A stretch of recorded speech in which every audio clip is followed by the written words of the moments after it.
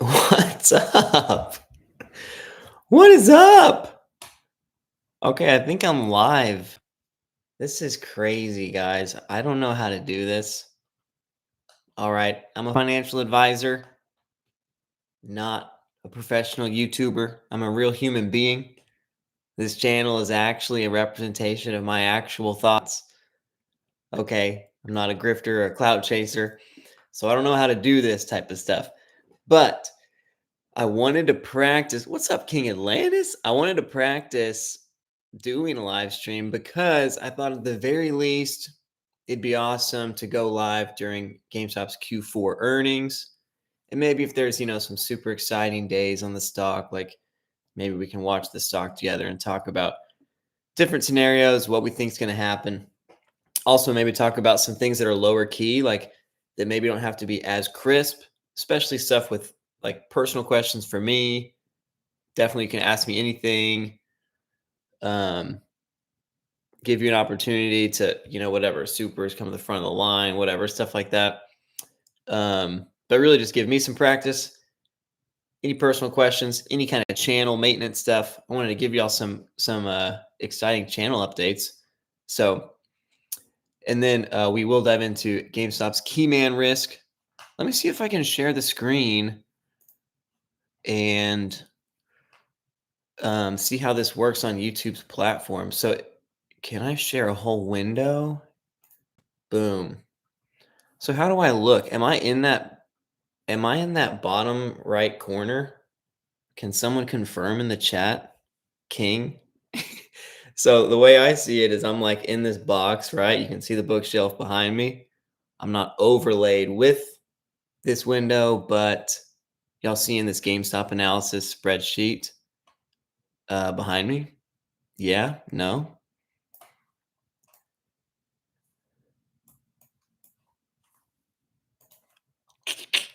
Maybe. I need to get some monitors, guys. Okay, yeah, I'm on the bottom right. Thanks, King. Okay, so I wonder if I can move myself. I don't even know how to use OBS. Thanks, Narwhal.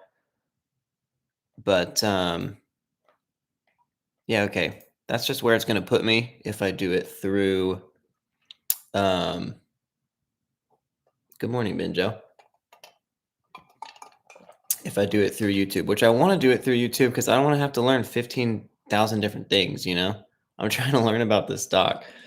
So let me see where I can maybe if I put the chat. I'm just on literally one 15-inch laptop. And I'm trying to make it to where I can see what I'm showing you and at all at the same time. Might be able to make it happen. If I make it back to y'all, yeah, it does. That big. Okay, so in the future, I just need to plug into a monitor, and that's going to make this higher quality for sure. Sorry, guys, and thanks for being willing to go through the kinks with me. At the very least, though, I need to make this skinny enough to where I can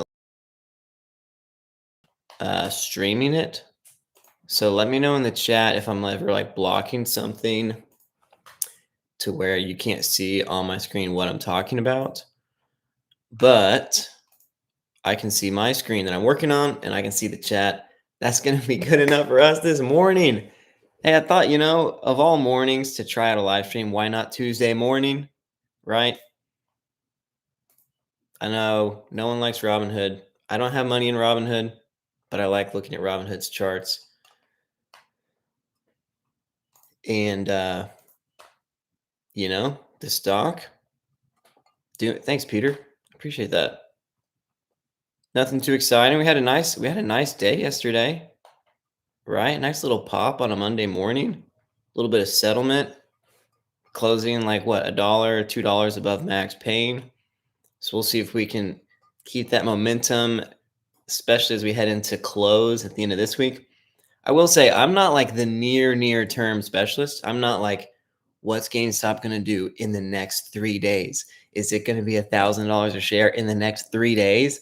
Like, of course, like I want it to be $1 bazillion a share, right? Like I would make a ton of money if that happened. But like, I'm most interested in what can GameStop fundamentally support as a company. And that doesn't mean like the scenario of Moaz, right? This like best case scenario, like it is in play. I don't think it's over. I don't think it's like impossible. I don't think Ryan Cohen like screwed over shareholders, and like I think GameStop becoming the most valuable company in the world, short squeezing to the moon, I think can absolutely totally happen because I think there's still an obscene amount of shorts in play with the stock. One reason I think that is because the continued creation of more and more ETFs. Another reason is the FTDs, right? Another reason is that there's so much demand for GameStop's convertibles, even though GameStop hasn't shown their cards on what they're going to do with that money yet. Another reason is because the stock is so manipulated as far as the price. Like it's valued so low right now, it only makes sense that there's a high amount of short interest. Also, like Tesla went 10x, right, from 2019 to like January of 2021. And like their short interest was not even a fraction of what GameStop's was and probably still is, but just being hidden. So, anyways, MOAS can happen, right? But if GameStop today is worth $5 trillion per share or $5 trillion as a company, like based on what we know right now about what the company's doing, like we can't say that that's like super justified. Like it doesn't mean they couldn't grow into that valuation. And honestly, I am somewhat of a believer in like no price targets, just up, right? If you know that the company is going to be like, if things are trending in the right direction, that's great. But like, ultimately, you know that unless like something, like, unless something big happens, not going to be able to sustain a $5 trillion valuation right now, like to literally be the most valuable company in the world just through selling stocks or sorry, well, yeah, through selling their stock, right? The money that they're raising plus selling video games, like they wouldn't be able to keep that up, right?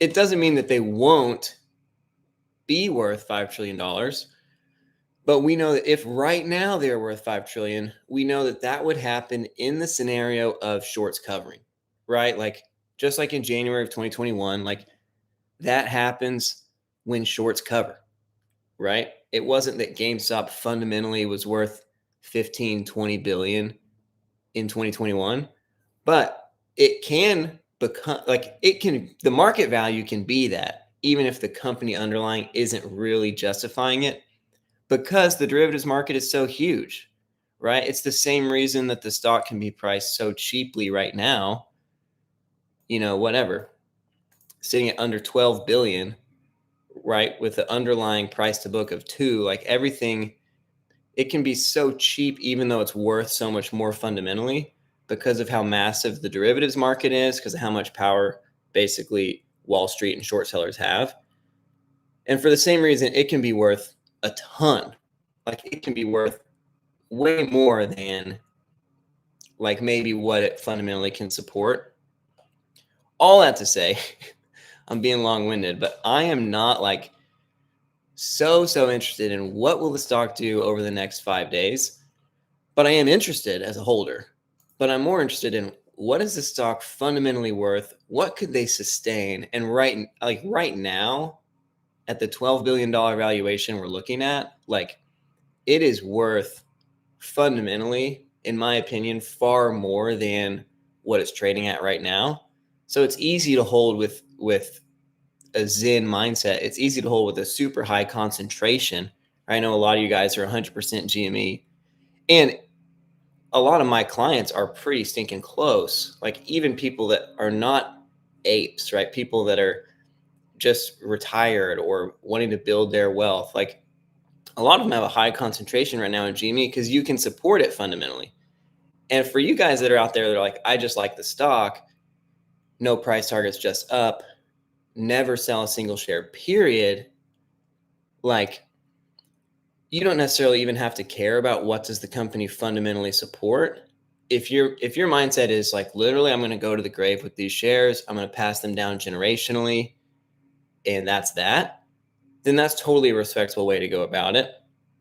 But for some people, and like for a lot of my clients, they don't have that opinion about the company, and I, as a fiduciary, have to do what's in their best interest, right? I work for them, right? So I am wanting to help through fundamentals put people to ease, as far as like, if you have a super high concentration in GameStop, what is your downside? And right now the downside is basically zero. Like, you obviously can't guarantee a specific return. I'm going to get to y'all's questions here really quick, but you can support um, the valuation they're trading at right now super easily in all sorts of different scenarios. And I'm going to talk about the key man risk scenario, which is basically, what if they put a hit on Ryan Cohen, right? Like what if RC is out of the picture? Then what happens? And I don't say that from a bullish perspective. I say that from a mitigating your micro risk perspective. Like, what about the worst case scenario? And what are the implications there? Because again, for my clients, the and really for anyone, unless you are, I will go to the grave with every single share, which, by the way, every dollar generated from this channel, it is going straight into DRS GME shares. I'll talk about the channel in a little bit. I want to answer some of y'all's questions there too.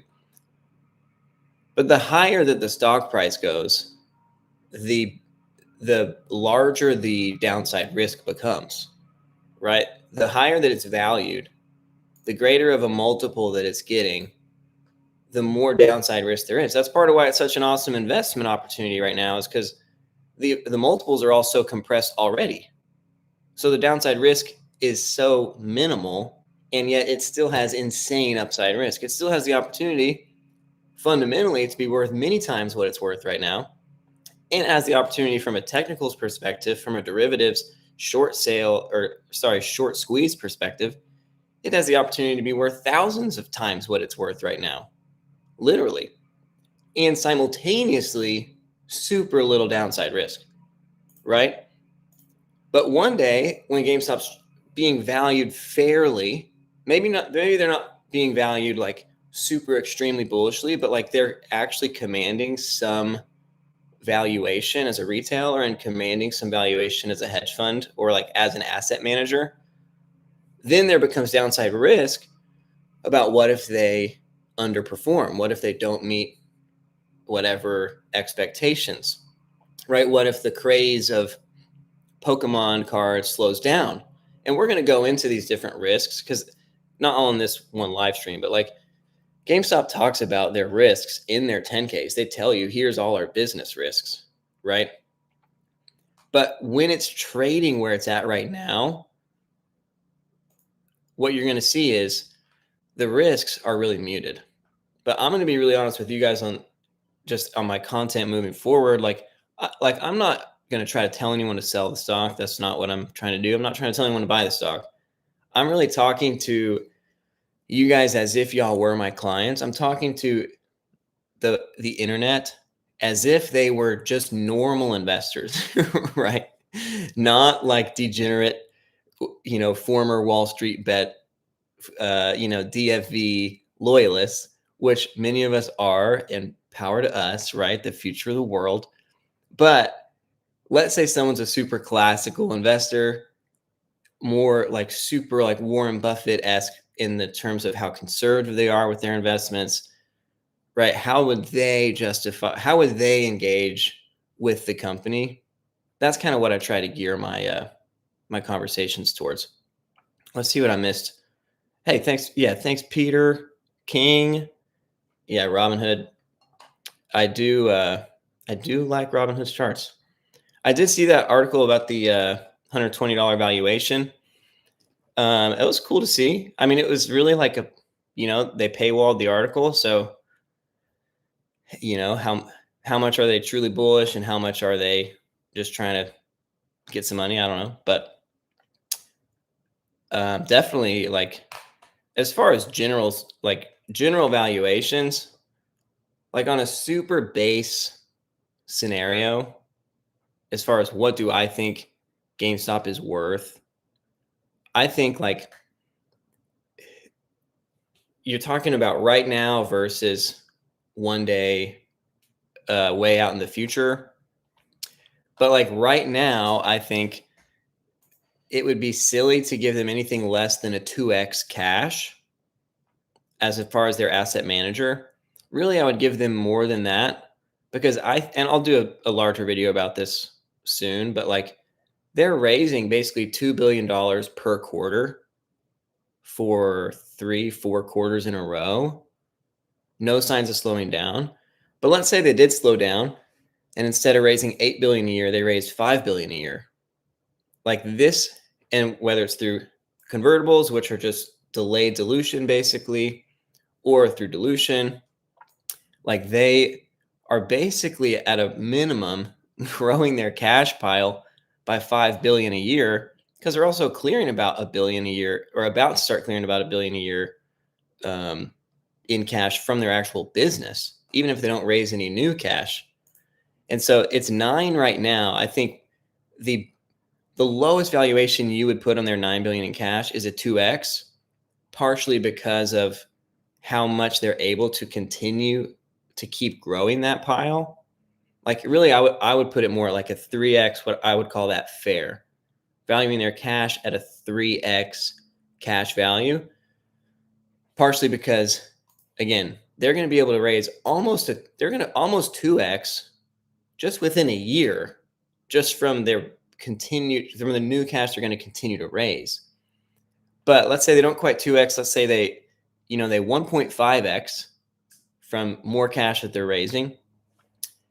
And then you give that second leg, right? How do you get from 1.5x to then doubling that to a 3x?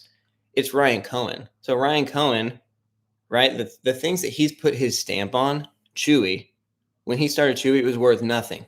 Now it's worth billions of dollars. GameStop. When you bought into GameStop, it was worth nothing.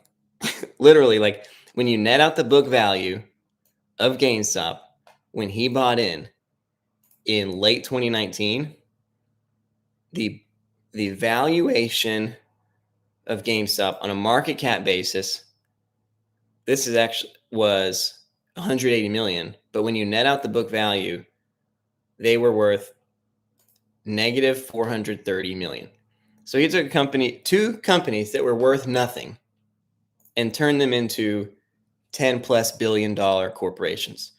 So that's more than a 10x, right? That's more than a 20x, right? So whenever GameStop deploys this cash, right, they're going to be worth that. The implication is that they're going to be able to generate an amazing return on their cash, right? But conservatively, let's just say a 2x on their cash, which I'm already giving a time and a half from the future cash they're going to grow, meaning current day, present day, super conservatively, I would say I would value their asset manager as a 3x their cash, which puts them about a $28 billion valuation as the asset manager. And then you have the retailer, right? In the retail business, I think this earnings number, if you look 1 year out from now, I think this is going to be more like 600 million, like next year's earnings, or like Q3 through Q2 of next year. And if you give them that type of earnings figure, then it's what type of multiple do you put on their business? And right now, should they get a multiple like a DraftKings or even a Chewy? Probably not quite yet. But in another year, I mean, they're trending higher for sure. They have way smaller footprint as far as leasable space than some of these classic brick and mortar stores.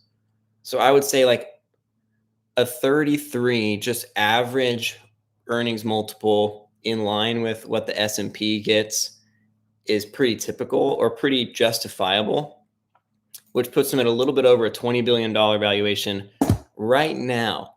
Okay, I'm not saying forever. I'm saying already their retailer should be worth more like 20 billion and their asset manager should be worth more like 28 billion. You put that together, and that's what their company should be worth, which is about a $48 billion valuation. This one's pretty close. But based on the current share count, that puts you at $112 strike share price right now, already being very conservative. So I don't know what metrics the Webull article used, but it sounds like we're in the same ballpark. Usually when people put a valuation article out there, they're talking about like a 3-year or a 5-year price target, which my 3-year or 5-year price target would be much higher on what I think GameStop will justify. But it's hard to price in. Like ultimately, it's going to be driven by their asset management business. That's where the highest upside comes from the valuation, and they haven't deployed any of it yet. So it's hard to say like, oh yeah, this is going to be worth 100 million. It's like, well, it probably will be, right? Like, but at this point, it's just, do you have faith in Ryan Cohen? And right now, it's not blind faith in Ryan Cohen. Plenty of evidence to justify that, but it is blind as far as what are they going to do with the money? Like they haven't said, right? And they're not going to say. They're not going to show their cards in advance. That's part of why we like the stock, right? But to say right now it's already worth 100 million as an asset manager, it's like, well, they're probably going to have to play at least one of their cards before you can just say, oh yeah, they're worth that right now. Do I think they will become worth that? Yeah, for sure. I do think that. But right now, I'd say, yeah, that $120 price target is actually like pretty fair for what they're worth right now. My guess is the Webull article, they're going to be worth that, and that's where I would say I'm actually much more bullish than the Webull guy. Anyways, what else am I missing over here? Yeah, tons of overlap with Tesla and like the Tesla of old and the GameStop story we're following now. Super interesting. MC, what's up, dude? Thanks, man. Thanks, Chris. I like the hype. Yeah, the A-Frenier, you're asking me, like, is it still worth the $386? It's worth more than that. If you're talking about the best case scenario, he's referencing a video I made about kind of what's the floor price, what's the fair valuation, and what is the what's the upside price target. That video was like a 1-year price target that I made in April. And I was saying, hey, best case scenario for what GameStop could fundamentally support, not best case scenario from a short squeeze. Okay. It can be worth many times what it quote unquote should be worth. Just like it can be worth right now, many times less than what it quote unquote should be worth. But from what it could justify, what it should be worth, I said best case scenario, 1-year price target, $386 a share. If I were to, I will make a video like that again soon, but the best case scenario 1 year out from now is a better scenario than when I made that video in April. I actually, on this same tab down here, oh, thank goodness. Got to put that back. Okay.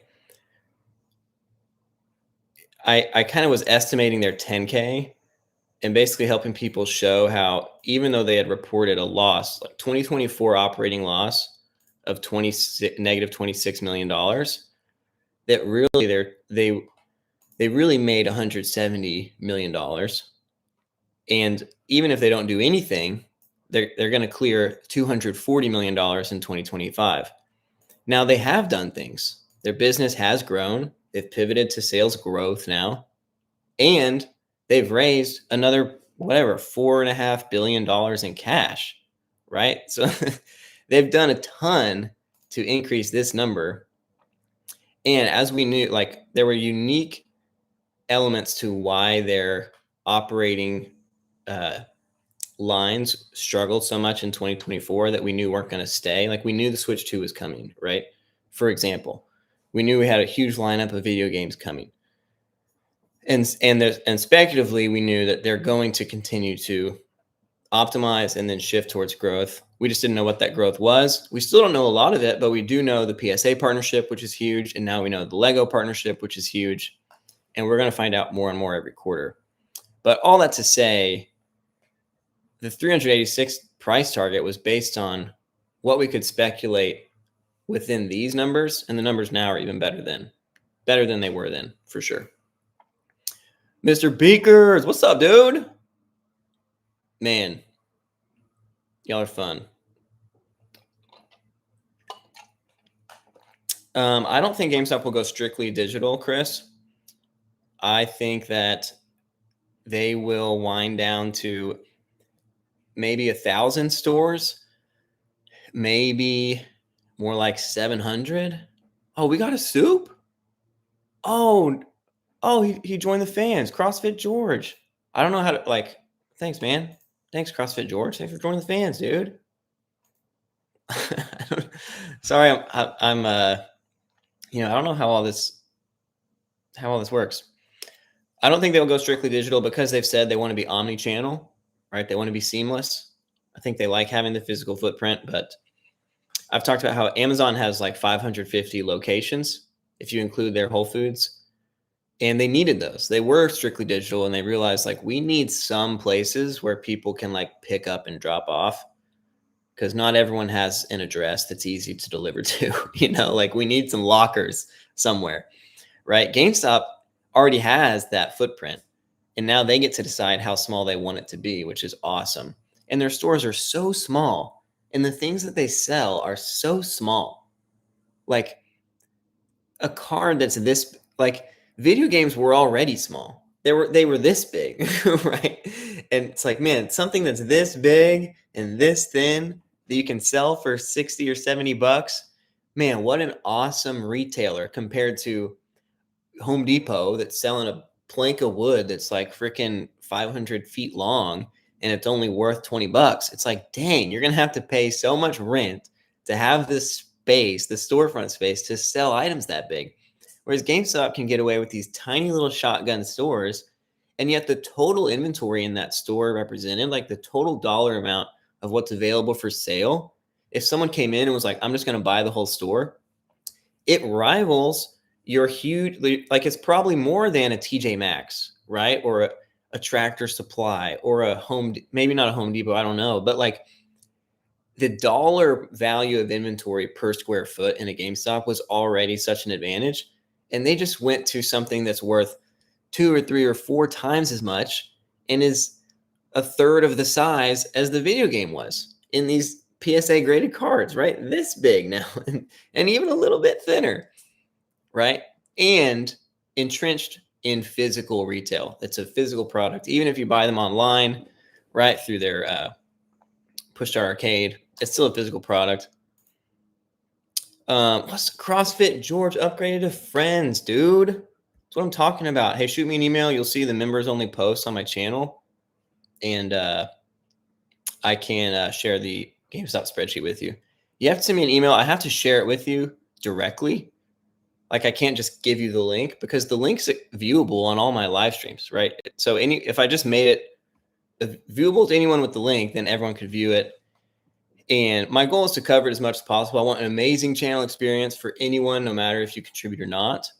But part of how we can maintain authenticity is if we create win-wins. That's honestly part of why I feel a little bit sad for Richard Newton, because he, is very like, I'm not going to make a single dollar.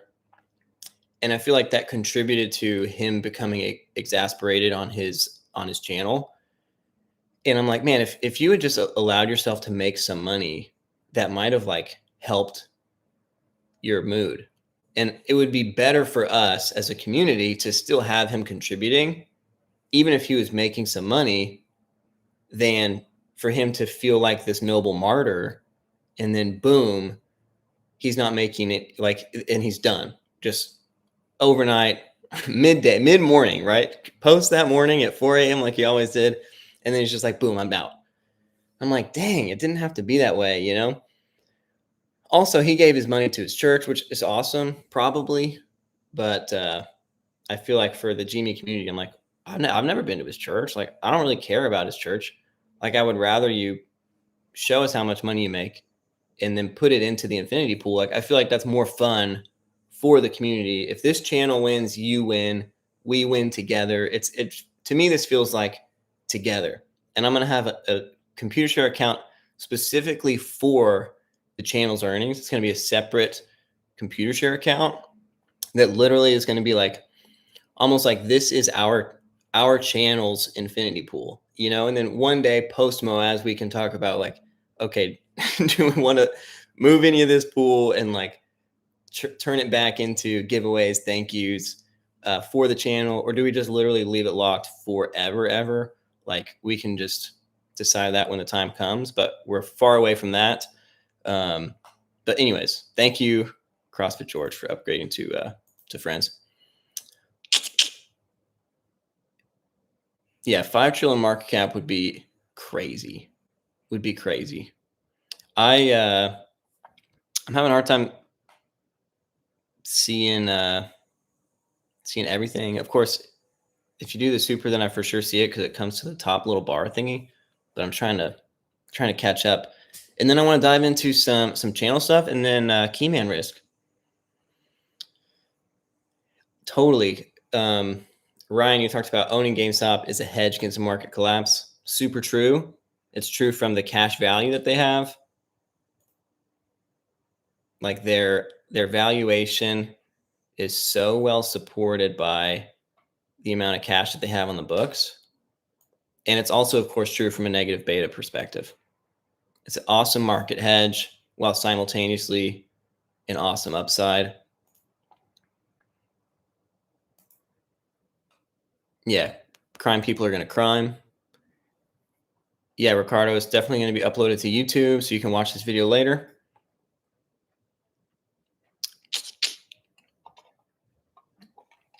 It's a good question. Kevin asked, what direction do you think GameStop's going to go with the cash? Like, are they going to buy adjacent businesses that naturally expand their retail business, or will they be separate businesses? I think it'd be fun to map out either scenario. I know for sure he's not going to try to give a clue beforehand. I think he's going to keep it in the cards as long as he can until boom.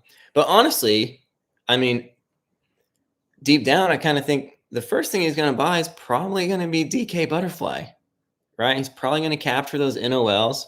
He was super public about his interest in it before all the lawsuits and all the bankruptcy court. And, you know, like there's still a lot of tea leaves that are like, it's not over. It's not over until it's over. And that could be his checkmate chess piece as far as does he have is Ryan Cohen interested in triggering the short squeeze? So far, I think it's been no. He's only been focused on how do I improve the business. But we're in an interesting spot now where like he actually has improved the business a lot. So does that mean that he's going to stay on I'm only going to improve the business and I have no interest in trying to burn shorts? I don't know. It could flip where he's like, I think I'm ready to pull the trigger now. I think that could happen. Hey, thanks for the soup, man. I like you going live. Thanks, Justin. Thanks, dude. Thanks, guys. I'm doing my best. I'm doing my best out here. Will Ryan Cohen burn the shorts? I think the more profitable the GameStop retailer becomes and the more quarters they show where that's the case, I think the more likely it becomes where he says, okay, let's push the button.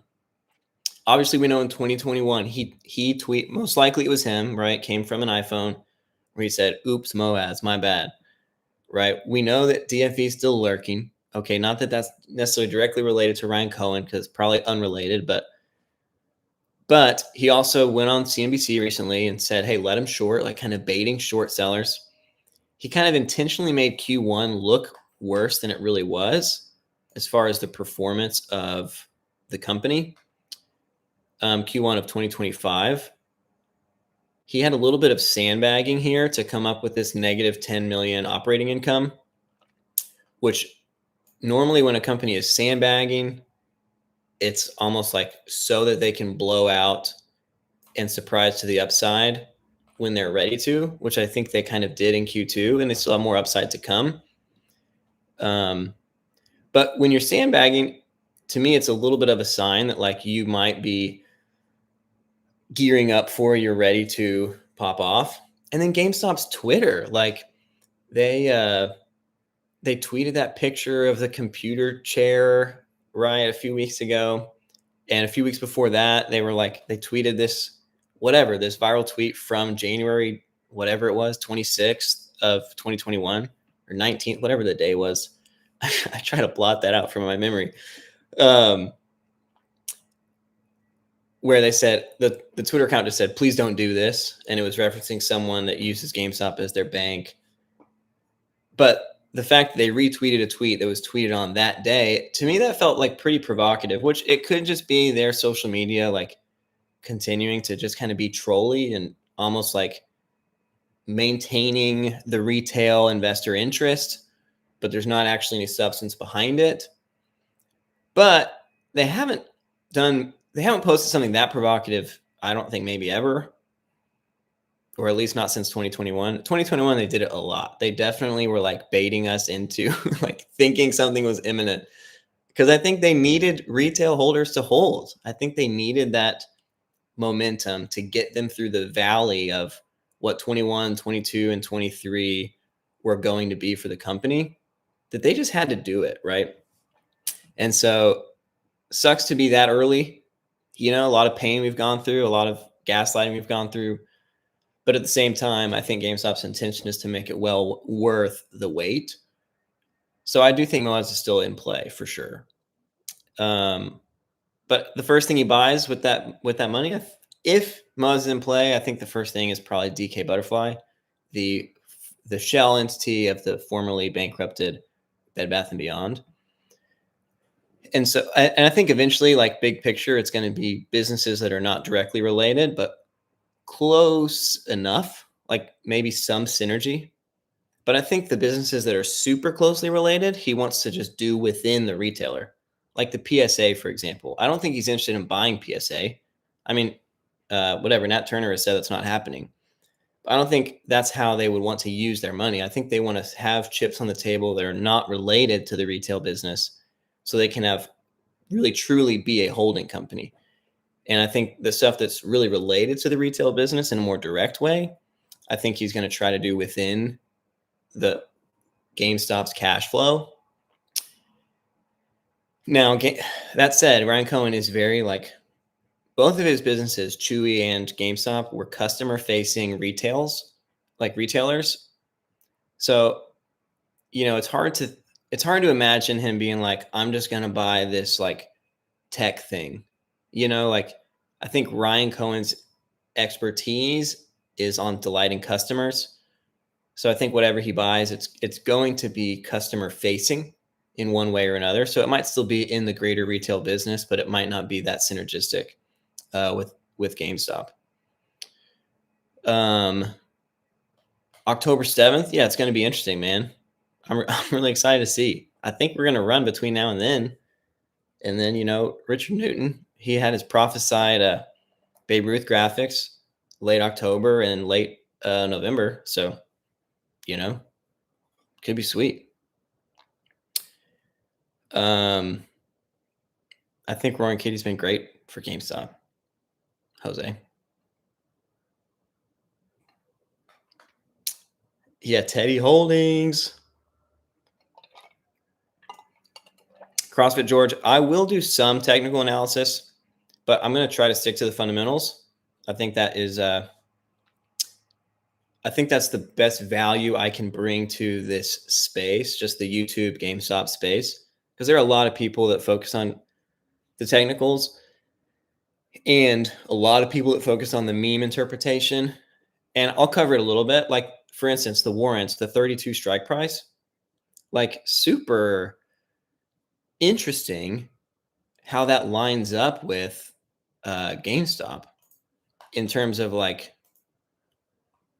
the price threshold where short sellers potentially get stressed. It's like, okay, rejected at 32 in December of 24, rejected at 32 in May of 25.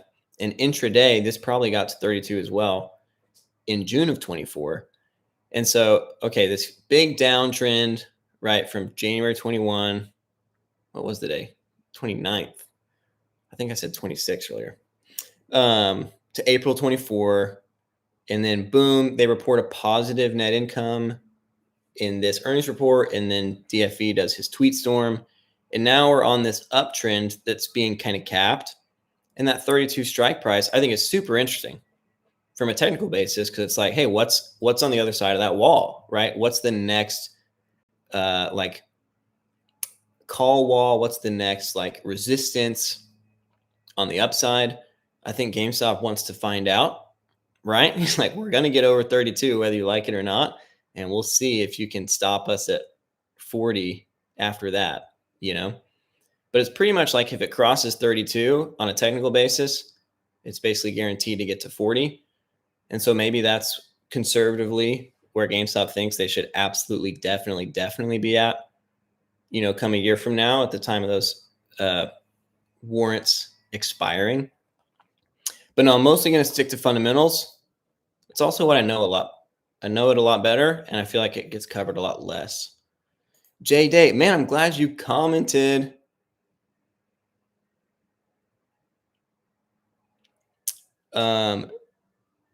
Yeah, Richard Newton made a ton of money. I wish we could see how much money he made. I think the transparency is cool. I think the more transparent, the more trust, or the less trust, right? If you're doing something sketchy, right? What's up on the soup? Short Fridays. Why does Morantz put down your hard work and others and criticize? Does he just not want anyone else in the space? The work you put in, I trust. I don't know. Like, what's he said? I've heard a couple of y'all say that he's like saying stuff negative about me. I don't know what he said, but I think like overconfidence or like or like pride, like a superiority complex is really like masked inferiority complex. Like, I don't feel the need to put Morantz down. I think he's done awesome stuff. Like, he's been pumping up people to look at GameStop, to connect the dots, right? To think about the influence of private equity. He talks about the fundamentals. Like, he's been going hard for years. I'm not trying to like put him down, but like he is definitely kind of like, thanks for the soup, by the way, Short Fridays. I appreciate that a bunch. Like it's not my style. I'm not trying to be combative. I don't know why he puts me down. You'd have to ask him. But at the end of the day, it's probably some type of insecurity or inferiority. Like, or just like feeling like, oh, if this guy gets in, it's going to threaten me. But I'm not trying to threaten him at all. And he does stuff that I don't do. Like, he live streams for like 8 hours, right? And he has a cool astronaut helmet. I don't have an astronaut helmet, you know, like, it's cool. I think like with Morantz, like, I think he recently talked about his position in GameStop is something like $30,000 worth, which to me, that's a lot of money for anyone. But I bet he has made much more than that on his YouTube channel alone, not to mention what he actually already had through his 50 years of a working career. Like, as much trash as he talks about how GameStop's going to the moon, to me, it doesn't seem like his money lines up with his mouth. But I don't think he's like anti GameStop. But like, I was looking up earlier, like, what's the definition of a grifter? And it's basically like, what's the definition? Grifter because I don't want to be a grifter, right? And it's like a person who engages in petty or small scale swindling, right? Someone who manipulates, persuades, deceits, uses their charm to get money. For example, a con artist was a skilled grifter, convincing people to invest in a fake business before disappearing with their money. I'm like, okay, Morantz has done a ton to convince other people to invest in GameStop, but he is taking money from YouTube and from super chats and whatever, and it kind of seems like he's taking it and leaving. Like, he's still here. like he's definitely, I think he's a net good. I'm not anti-Morantz, but I'm like, man, if you believe in this as much as you say you believe in it, I feel like you would hold a larger portion of shares, especially at this valuation. The shares are almost 100% backed by cash. Like, come on, you know? And for him not to does feel a little bit sus to me. Like, and this is the part that's kind of sus is, look, if for your risk tolerance, this only fits as 5% of your net worth, right? Between his house, his assets, all his other investments. If this is 5% of your portfolio, why don't you just say that and explain why you don't feel comfortable putting in a higher concentration, right? But like, it's almost like you're benefiting from the true degenerates that are 100% no sell, no sell, and you're acting like you're one of them, but you're not actually one of them. You're still good for the community, but to me, I don't know, a little bit of clout chasing, a little bit of grift. I don't know why he's what he's saying about me, and I don't know why he's opposed to me, but I'm just trying to talk about the fundamentals of the company, trying to put in the real work. So thank you guys for appreciating it. Yeah, Richard Newton, definitely one of the GOATs. He definitely made a ton of money. I wanted to, and making money is great. I wish it could have been a win-win. I feel like he had, I don't know, like this is getting too speculative, I don't know. But like I'm thinking about Richard Newton's faith journey, and I don't know all about it, but I think he's like a later in life convert to Christianity. And I think it's relatively recent within the past couple years. And so I feel like this is what I've been thinking about, actually. I don't know if y'all think this is interesting, but it's kind of like Ryan Cohen. Let's say his religion is capitalism. It's not actually his religion, okay? So let's just like chill. But like he believes in capitalism, right?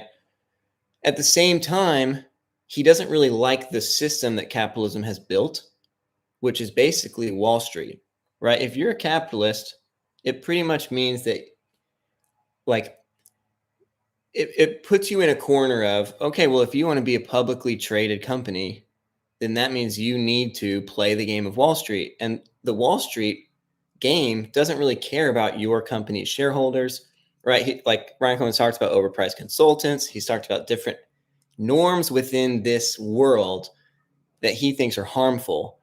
But yet he simultaneously kind of knocks on like more like liberal oriented uh, employer employee stances, and talks about it as if capitalism is like that's his like pure religion, right? But he thinks, again, I'm not I'm not trying to say it's his actual religion.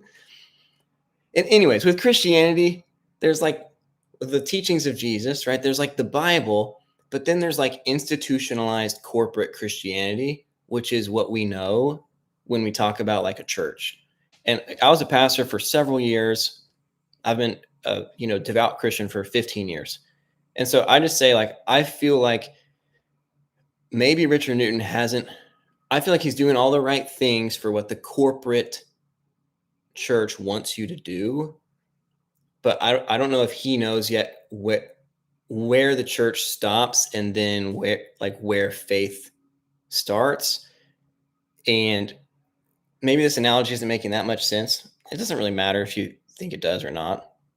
But anyways, I I have gone through my own experiences of feeling like kind of betrayed, hurt, abandoned, and I've seen that happen from other people that really gave their whole life to the institutionalized corporation of a church, and in some ways lost the purity and the essence of what their faith was actually meant to be about. And so I just felt kind of sad that he's like, okay, you don't have to evangelize to us every morning. Like, just talk about the talk about the thing we're actually here to learn about, but respect it, right? I'm literally a Christian, okay, but I skipped through that part every morning. I'm like, that's not why I'm here. And then for him to give all his money away, and then I'm like, man, I bet the pastors love you over there, but I wish they would tell you don't have to do that. Like the ministry of Jesus was not about building up buildings, building up institutions. Like, it was a pretty anti-institutional administration that Jesus led. But that's enough Jesus for this video. So we'll move on. I love the content that he did, though, but he was much more focused on what's the near-term price movement going to be, which is why I wish we still had him in the community, because he spent so much on that, like so much effort. And I didn't, I can't do what he did, like I'm talking about the fundamentals, whereas his opinion was the fundamentals basically don't matter. Like, they don't affect the performance of the stock. I feel like they matter so much. And the fundamentals are a key reason why the stock hasn't performed in the past 4 years, and it's about to start performing. But predicting the near term of that, it's hard to say. All right.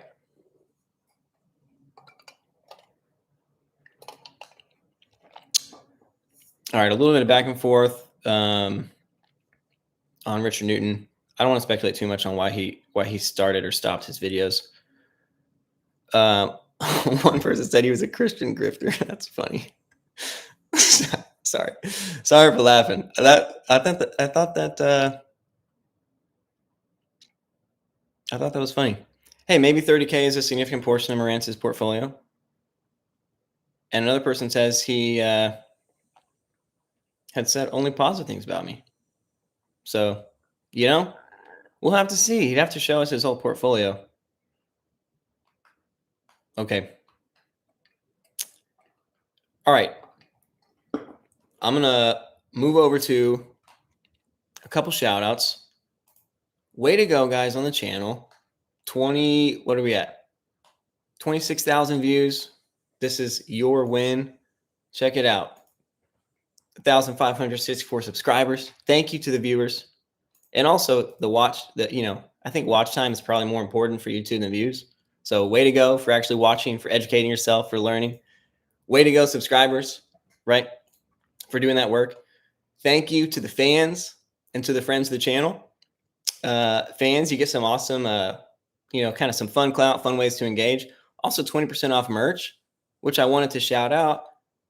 I got some new merch up, which is kind of cool, right? I got the swaggy hat, the tumbler, the beanie, a couple things. This wallet, I literally ordered 50 of these. I have to fulfill the shipment of these myself. They're much more expensive. They're high quality, but some more cost affordable swag and merch that you guys can. No, I was reading 5-minute old comments, Mahi. I was, because I was trying to catch up. Look, it's my first stream ever. Okay, it's my first stream ever. So anyways, 20% off merch for the fans. And thank you to the friends of the channel who do a little bit extra to help this channel keep going and also get access to my GME spreadsheet. Some shout outs. Okay, Jay Day, who's been up in the comments today. Bro, you were the first friend of the channel. Then we got a couple others that joined in. Ben Willett, British Shilling. Thank you guys so much for appreciating the research, for valuing it.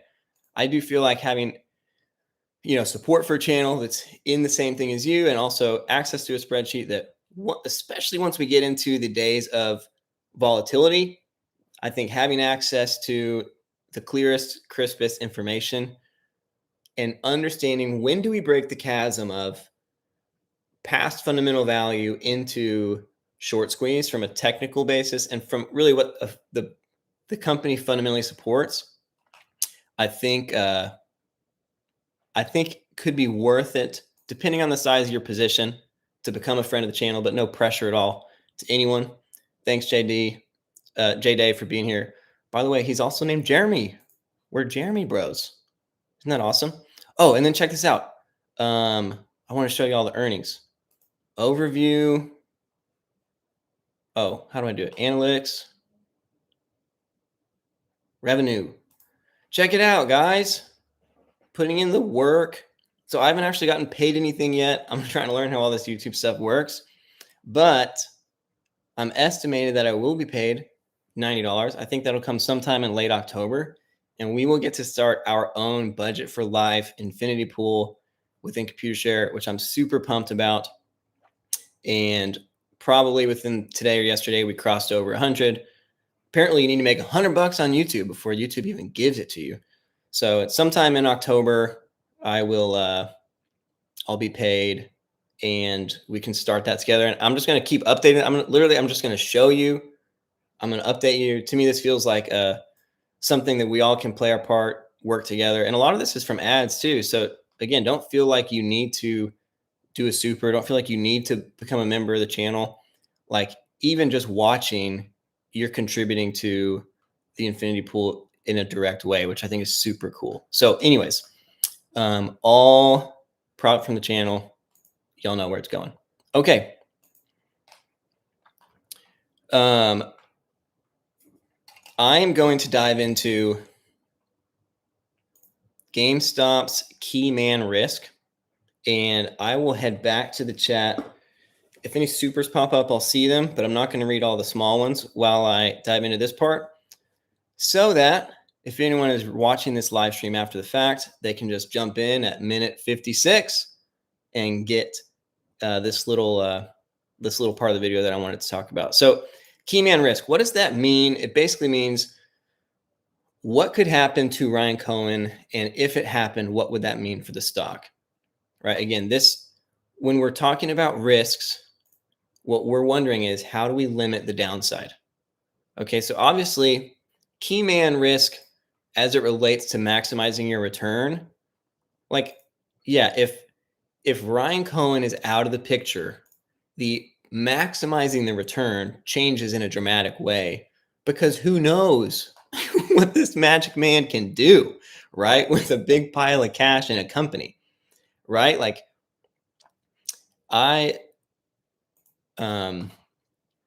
it's hard to speculate what could they be worth one day, right? Let's just say fundamentally that one day they'll be able to support a $500 billion valuation, but that at some point they'll be worth $5 trillion during a squeeze, right? I'm just making those numbers up. Like, can the squeeze still happen without Ryan Cohen? I think yes, because I think the squeeze is just related to the reality that eventually one day shorts have to exit their position. The shorts are in positions that they dug their graves into back in 2018 and 19 before he was even in the picture. And unless they can bankrupt the company, they will have to close those shorts. And the opportunity to bankrupt GameStop is already closed. It's not possible at this point because they can literally close every single store and still be profitable just from their cash. So the key man risk in the MOAS scenario, I'd say is negligible. The key man risk in the can they fundamentally support a $500 billion valuation? Yeah, that's going to be hard to do without Ryan Cohen. But let's talk about the actual risk, which is if you were holding shares right now, what is the downside risk if something happens to Cohen? And so here's a couple different things that could happen. One is, what if his interests become divided? So we saw this with, again, to continue the overlap with Tesla.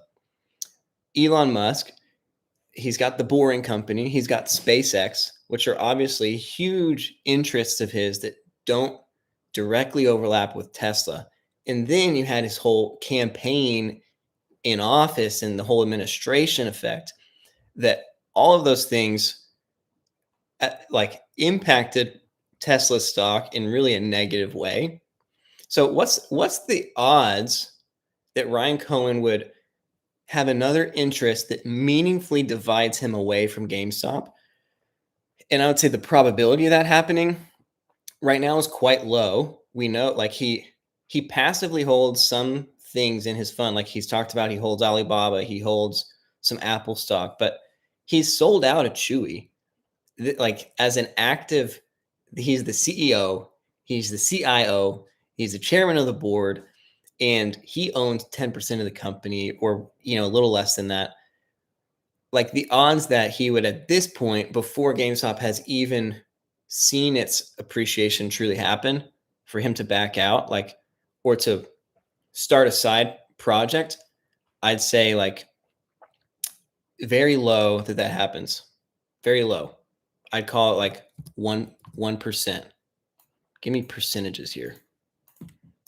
1%. And don't show me the decimals because that's crazy. If he starts another like substantial other businesses that happen, and we'll talk about price targets altogether here, actually.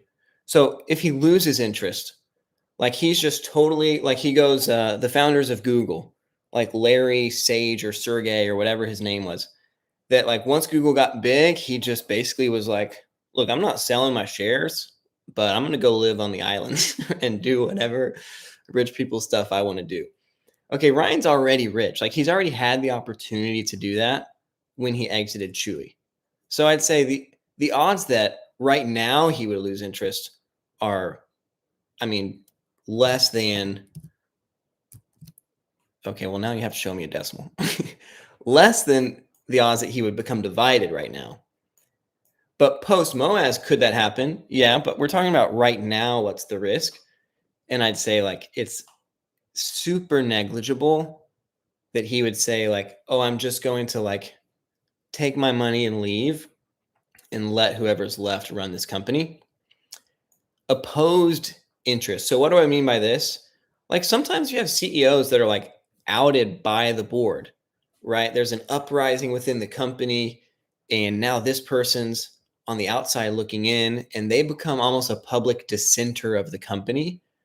This happened a little bit with Tesla, with some of the people that got cut out through whatever happened behind closed doors back in the day, where Elon basically took over, and now some of the other kind of original founding employees are like, well, we're going to start this battery company, we're going to start this recycling company, we're going to start this EV, and we're going to talk about how Tesla's not all that, right?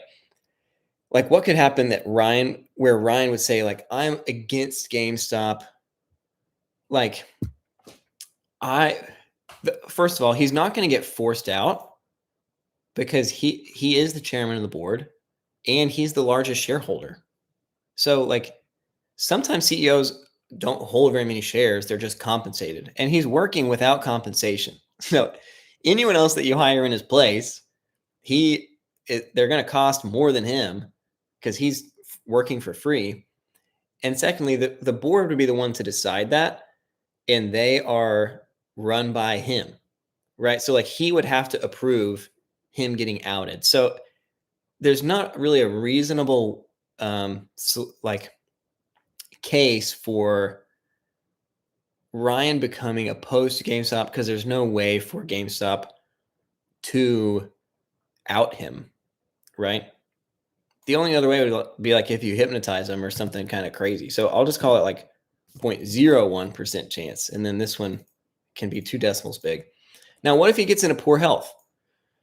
Right? This like nature strikes. It could happen to anyone. I mean, what are the odds? Like how old is Ryan Cohen? He's 39 years old.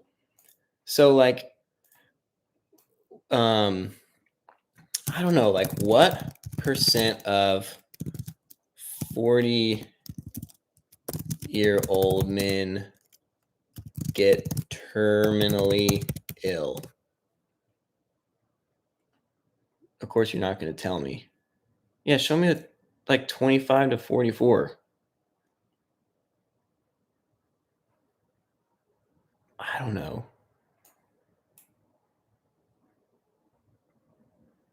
2/3% that someone is. Okay, that sounds about right. So, I mean, less than one, but let's just say there's a 1% chance between all the different things that can happen in this life that, like, he is no longer himself. Okay. And now here's really the biggest one, which is like, but what if they put a hit on this guy? And I don't want to get too morbid. Okay. But I think whatever percent chance that you think Moaz is really in the cards, I think is an indicator to how strongly would the system, the man, the short sellers, the money on the other side of the trade, how badly would they want to just make their life easier by taking this guy out through whatever means that they have. I think the probability that this happens much higher 4 years ago than now. I feel like if that was going to be the move, we would have already seen it happen. So I think the odds are not very high at this point. Obviously, the odds are low, period, that that would ever happen to anyone. But we know Ryan Cohen's a unique person of interest because of what he represents for maybe an uprising or a new type of market getting established, an anti-system, anti-Wall Street, but still pro-capital person trying to create a society that's more fair for even the small shareholders and for the employees, etc. So he's a person of interest. He's also mega wealthy. And so, like, he's been a person of interest since before he even got involved in GameStop, just because of the nature of him being a multi-billionaire. Also, like, this is why GameStop hires a security guard to be with him. So, like, he's already put in preventative measures since before he even got involved in GameStop, just by nature of his wealth. And then even GameStop hires a security guard. So, like, I think he's pretty, maybe he's starting to lighten up. Like, he went to a New York Knicks basketball game last year or earlier this year. But I think for the first couple of years, that's probably a motivating factor for why he laid just as low as he did. At this point, I don't think there's a lot of benefit to doing this, but let's just say super, like, I don't know, like if you were like incredibly risk averse and you were like, look, I need to know I'm going to be protected. Like, what are the odds? What if we just said it's a 5% chance? You know, it's really not that high, but for argument's sake, what if it was that high, right? So what happens if he is divided in interest, loses interest? Ultimately, when you're talking about the price target, you're talking about the valuation of the company. Right now, like the fair value of GameStop right now, as we talked about earlier, probably closer to $120 a share. If, let's just start with the worst case scenario. If Ryan Cohen is immediately out of the picture through foul play, obviously what happens that week to GameStop will be miserable. It'll be a new opportunity for shorts to be emboldened and whatever, right? But what's like the 3-year price target? Like, what's the big picture? Because you can weather some volatility, but volatility risk is not the same thing as loss of value risk. And right now we're talking about what's the risk that you actually lose money owning GameStop shares because something bad happened to Ryan Cohen. I know, kind of morbid. Okay, kind of morbid. But if you're 100%, 90% GME holder in your portfolio, you have to think about how are you going to protect your downside? Because no one is going to protect you and your downside more than you will. Okay. What happens to GameStop, the retailer? Do you need Ryan Cohen to be able to sell the Switch 2? Do you need Ryan Cohen to be able to switch the new gen Xbox and PlayStation? Do you need Ryan Cohen to sell power packs? Do you need Ryan Cohen to sell Legos? Like, you did need him to get the partnership with PSA. Do you need him to keep the partnership with PSA? No. It's already there. Now, what about all the other things that the company will do as a retailer? I would say, like, other people can run companies, right? He's not the only one in the world that knows how to run a company. But I would say the multiple that the retailer would get would not be as high without him as be with him. But I think the retail business, in large part, is already set in motion. Like, there's so much already happening that, yeah, Roy and Kitty could take over as CEO. Hey, that's funny. That's funny. And yeah, there would definitely be a massive dip opportunity. So at this point, it doesn't make sense, honestly, if you really wanted to do that. But the multiple that the retailer would command would be lower, but the legitimacy of the growth and future and profitability of the retailer, it's already set in stone. Like they've already closed so many stores, like they are so lean and mean that really anyone could come in and be CEO and just make sure it doesn't like implode, right? But again, if you go to, okay, what if they bottom out at 500 million in earnings and they don't really grow much beyond that? What type of PE do you give the retailer? Well, let's just say for now you give them the bottom of the industry if RC is not in the picture. Um, hey, thanks, J Day. He said, I vote Budget for Life to replace RC if something happens. I don't think they will call me, but that would be quite the phone call if they did. So, kind of like low end is okay. What if the retailer is only worth 8 billion, right? Okay, instead of what they could be worth, 20 billion right now with RC. Now, the asset management business, I would say, would have an even bigger hit to it than the retail business. The retail business is already in motion. The asset business is a lot of future projection. So if you have an $8 billion retailer, and then let's say the asset management is just valued at cash. Now, some of you might be thinking, look, that's not net cash. Well, I just talked about the convertible bonds, and I basically showed you that even if they just operate as a business, they just do what they're going to do, make what they're going to make, they will end in 5 years and in 7 years above these strike prices. So you really can, above these strike prices, 29.85 in 5 years, 28.91 in 7 years. That will happen with or without RC, which means that this debt will have the opportunity to just be written off the books with or without RC, which means that this cash really can be valued in a 1x basis, even without RC. Really, I would say you still have Larry Chang in the mix, right? You still have, I think, Daniel, their CFO. Like, I would still give it probably a 1.5x valuation on their cash, even without RC. So then you're at a $15 billion asset management business plus an $8 billion retail business. You've got, and I'll just type that in there, 8 billion retail plus 15 billion asset management. Let's just do it like that. Equals a $23 billion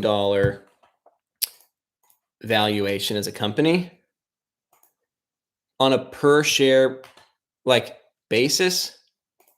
Right now, they are trading at $12 billion. 12 billion. How's the stock doing today?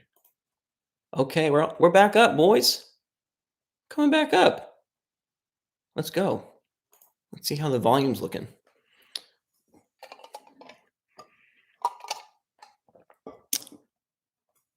It's not high volume, but whatever. I like green. Great point. J-Day talking about Alana Tal. Like, they have talent. I mean, that was the big talking point in 2021 was all these people that they were hiring were Amazon execs, right? Former Chewy execs. Like, they were hiring top end people within those aspects of their business.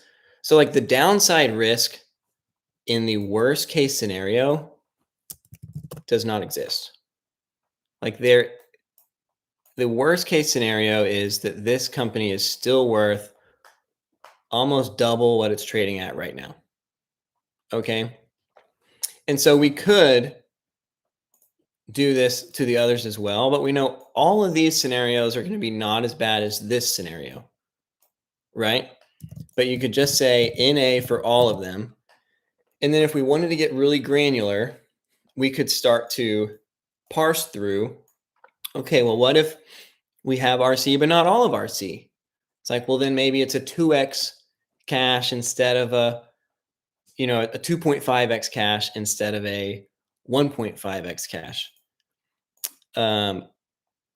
which I should really put like, well, these numbers are going to change. 2.5x.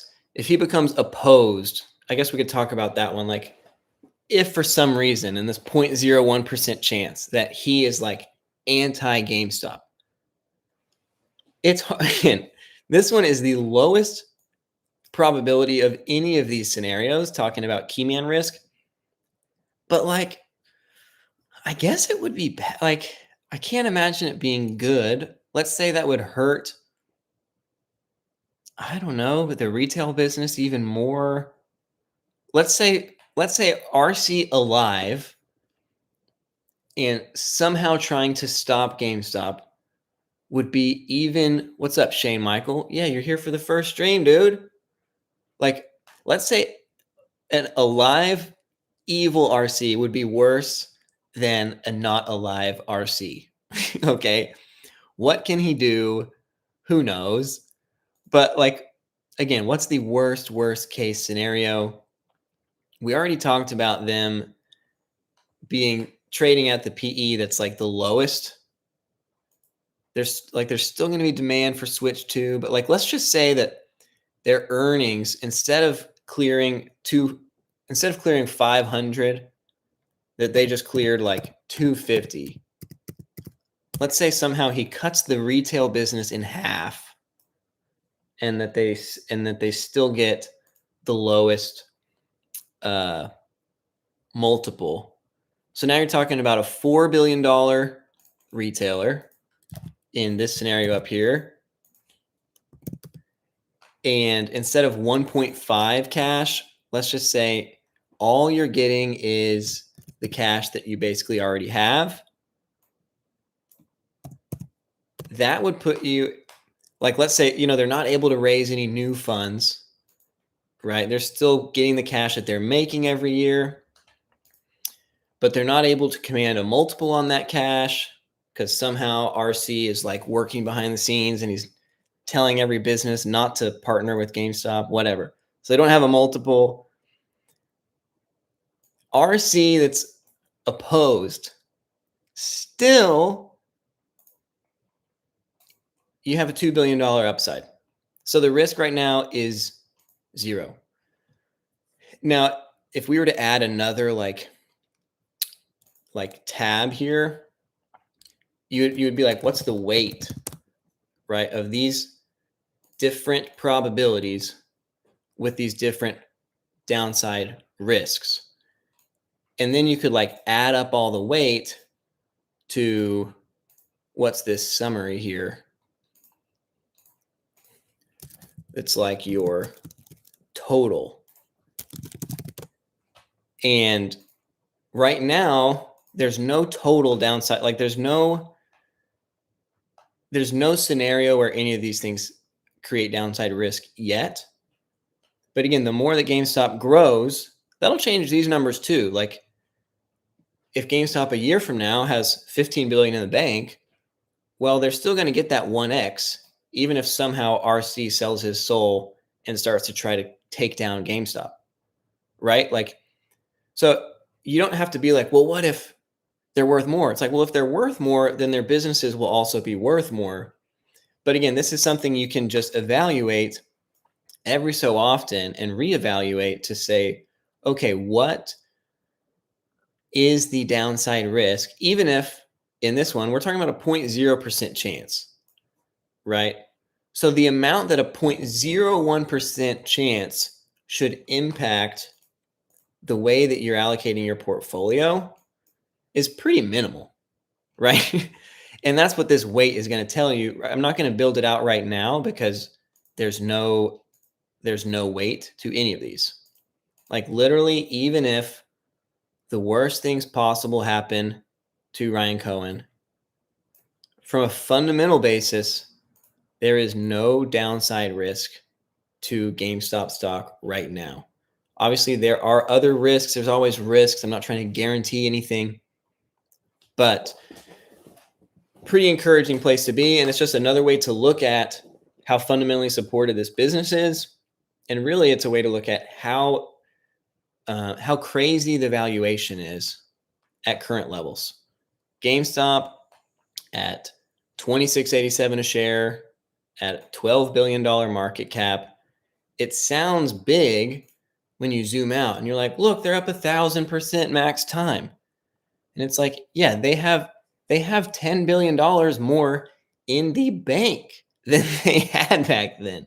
They make $500 million more, or even $1 billion more, because they were almost 500 in the red back then. They make almost $1 billion more per year than they did back then.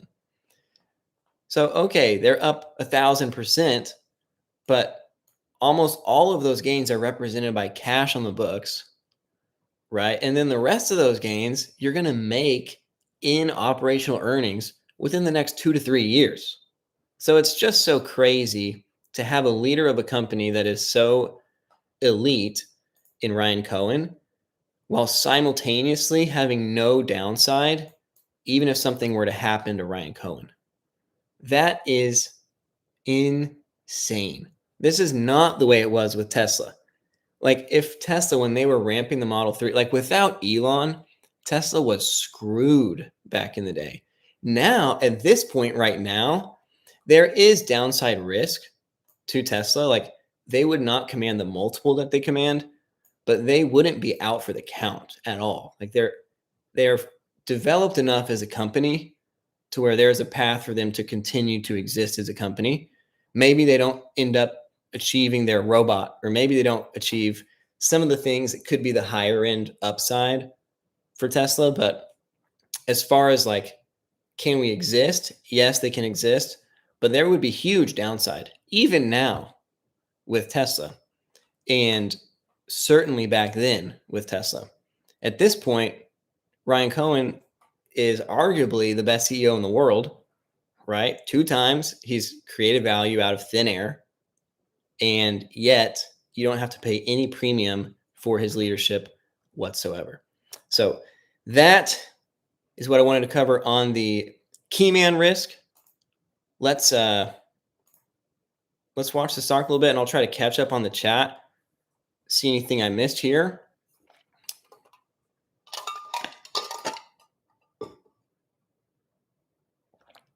Yeah, Ryan, interesting. Like he said, I'm a big fan of RC, but it worries me that he was willing to F retail with Bed Bath & Beyond.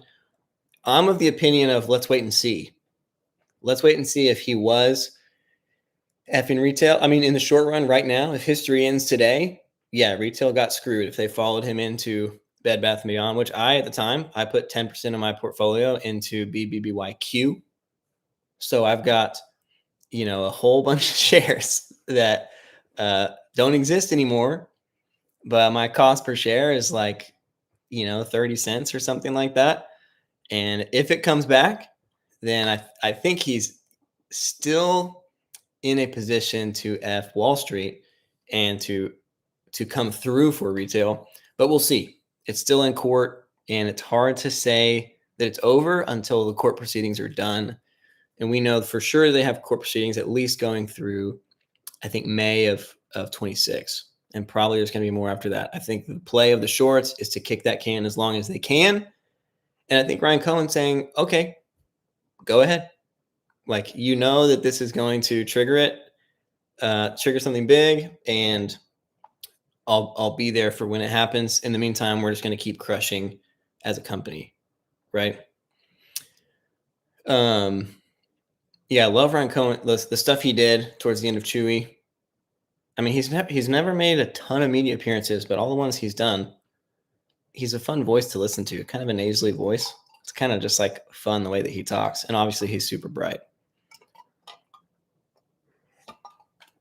Hey, thanks, Coffee House. Yeah, Marantz, there's definitely there's some more politics on his channel. There's some more hater, combativeness on his channel. A little bit of market crash, doomer. Look, I have thought the market could crash for a long time also. Okay, like if you go and watch my old videos, like my investor update videos to my BR Legacy investment clients, like I have been preparing people for that possibility for several years. I haven't been all in on that possibility And I don't think it ever makes sense to be all in betting on a market crash. Thankfully, GME, it's two birds with one stone, where you're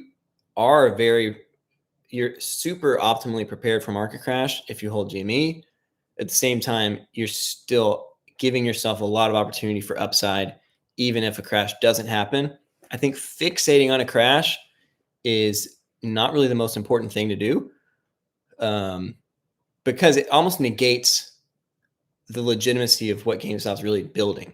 It's like, it's not just this hack to, to squeeze when everything else is going down. It is also a company that has legitimate upside on a fundamental basis. We just talked about fundamentally already they're worth maybe $112, $120 a share right now, right?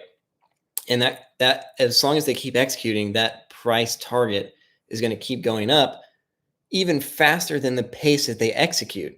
It's going to go up in pace with how they execute, but it's also the more quarters that they execute, the more history you have of their execution and of their sales growth, which means the more reliably you can project their sales growth and the higher multiple that you can place on their leadership team to continue to perform. Right now, we have basically one quarter that's epic, right? One quarter that's like, we're back. And then you have a lot of quarters that are like, okay, we took the next step. All of them were positive, right? These were all good steps, but not an exciting stage yet in the business. Now it's exciting. When you're talking exciting, it's like, okay, now what? You're talking about a multiple now. You're talking about pricing some of my growth. How much you want to pay for this stock? No price target, just up. It doesn't matter what it's trading for. It's going to be trading for more, right? But before we weren't in that scenario. I kind of lost my train of thought there. Oh, market's crashing. Yeah. Finally, we have more to talk about than just what if a market crashes? What if it squeezes right now? I don't really want the market to crash because, just don't dance. But I think that whenever market crash does happen, I think that will only be helpful for the odds. The short squeeze could happen with GameStop. And I want to see a short squeeze with GameStop. That would be awesome for me and for you, for all of us, right? Unless you're just a shill, unless you're here just spying on us. But for GME holders, it would be awesome if it squeezes. I'm here to say it doesn't have to squeeze for holding to be awesome.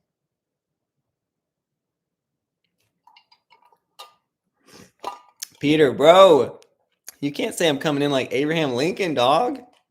That's too high of praise, dude. I appreciate it though. Thank you for the love.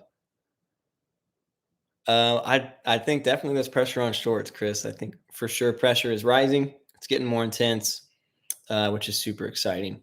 Definitely. Narwhal, I agree. I think RC is doing the best that he can to create shareholder value in the long run, and you got to respect it. You got to appreciate it. Even though it was a painful few years to go through, it's finally going to be some exciting years to go through, I think. Totally. Yeah, I'm here to bring some serious investors to GameStop. I appreciate that comment. Like I've been on a lurker on Reddit since January 29th, 2021. So like I could make this channel to like just tell you what you want to hear, like just give you the best case scenario all the time. But I'm wanting to have a more fair approach. Again, I talked about how, Rob with Tesla Daily and a couple other people that were covering Tesla back in 2019. I really appreciated that they almost restrained themselves from their own bullishness to try to give as neutral of a stance as possible. That basically gave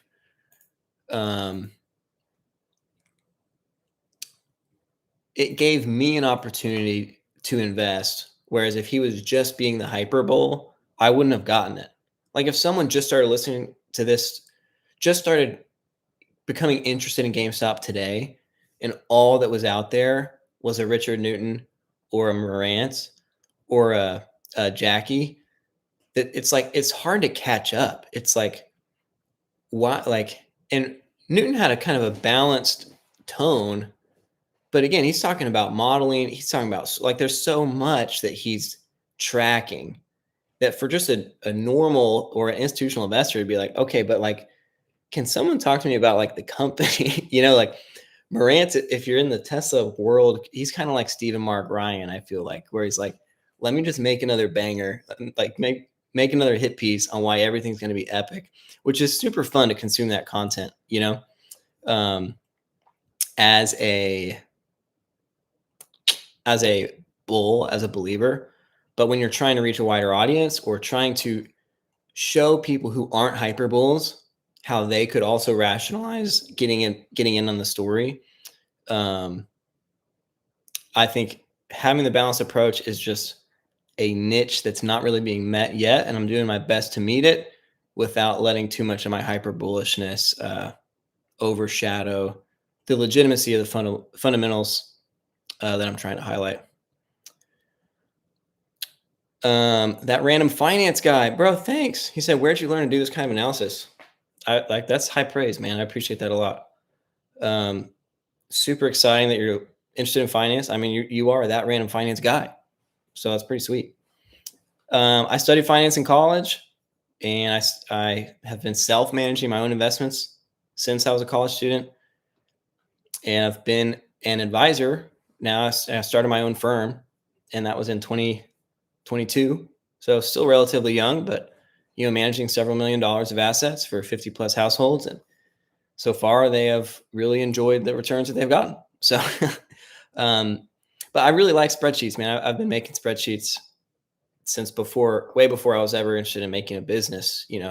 I never thought I could be a business owner. I was just like, I like, I like looking at numbers and understanding numbers. So I can't say that anyone directly taught me. I didn't like take a course, but it's been a hobby of mine. And I say when you can build stuff for the pleasure that it brings you, it makes it easier to create value that other people can enjoy. Whereas if I was doing this, like if I built this spreadsheet for you guys, like it'd just be it like what I'm trying to say is I wouldn't have been able to put in the amount of time it took. Like I've spent so long, not just on this spreadsheet, but on other things I've done, research that I've done. Like I had to do it for me. And it's just totally by happenstance that I'm like, now I have a YouTube channel that some of you guys are following. Like that's total luck. Like I wonder if I can find I mean it's not luck, like I'm making videos that are valuable. So I don't want to say like I'm not trying to be self-deprecating. What I'm trying to say is this video that Morant's pushed out about GameStop's in-game, I wasn't even going to make that video. Like, look, the last video I posted was on August 4th. And like, I was talking to my wife on this in between about how, like, I think I'm just going to be done making videos. Like, I don't really like it that much. Like, I kind of like it, but I feel like I'm talking to no one. Like, no one would watch these videos that I was making. I'm like, why am I even doing this? I'm just going to make my quarterly update for clients, and I'm not even going to make them public, right? I'm just going to share them. Like this video, how to profit during the upcoming recession. This is an unlisted video that I just made for my clients. This was their Q2 update video that I was giving my clients. So 39 of them watched it. Not even all my clients watch my videos. I'm like, this is your money that I'm managing. I'm telling you how I'm managing it, what I'm going to do, and you're still not really watching it. So I just thought, like, who really cares? But I got this comment. I wish I could like find it. I don't know on which video it was, but it was like one of these older videos that someone commented and said like, hey, would you be willing to make a video after GameStop's earnings? Here it is. Oh, sweet. It's DeSwag. Literally DeSwag 52. He just asked me like, would you be willing to cover GameStop's Q2 earnings?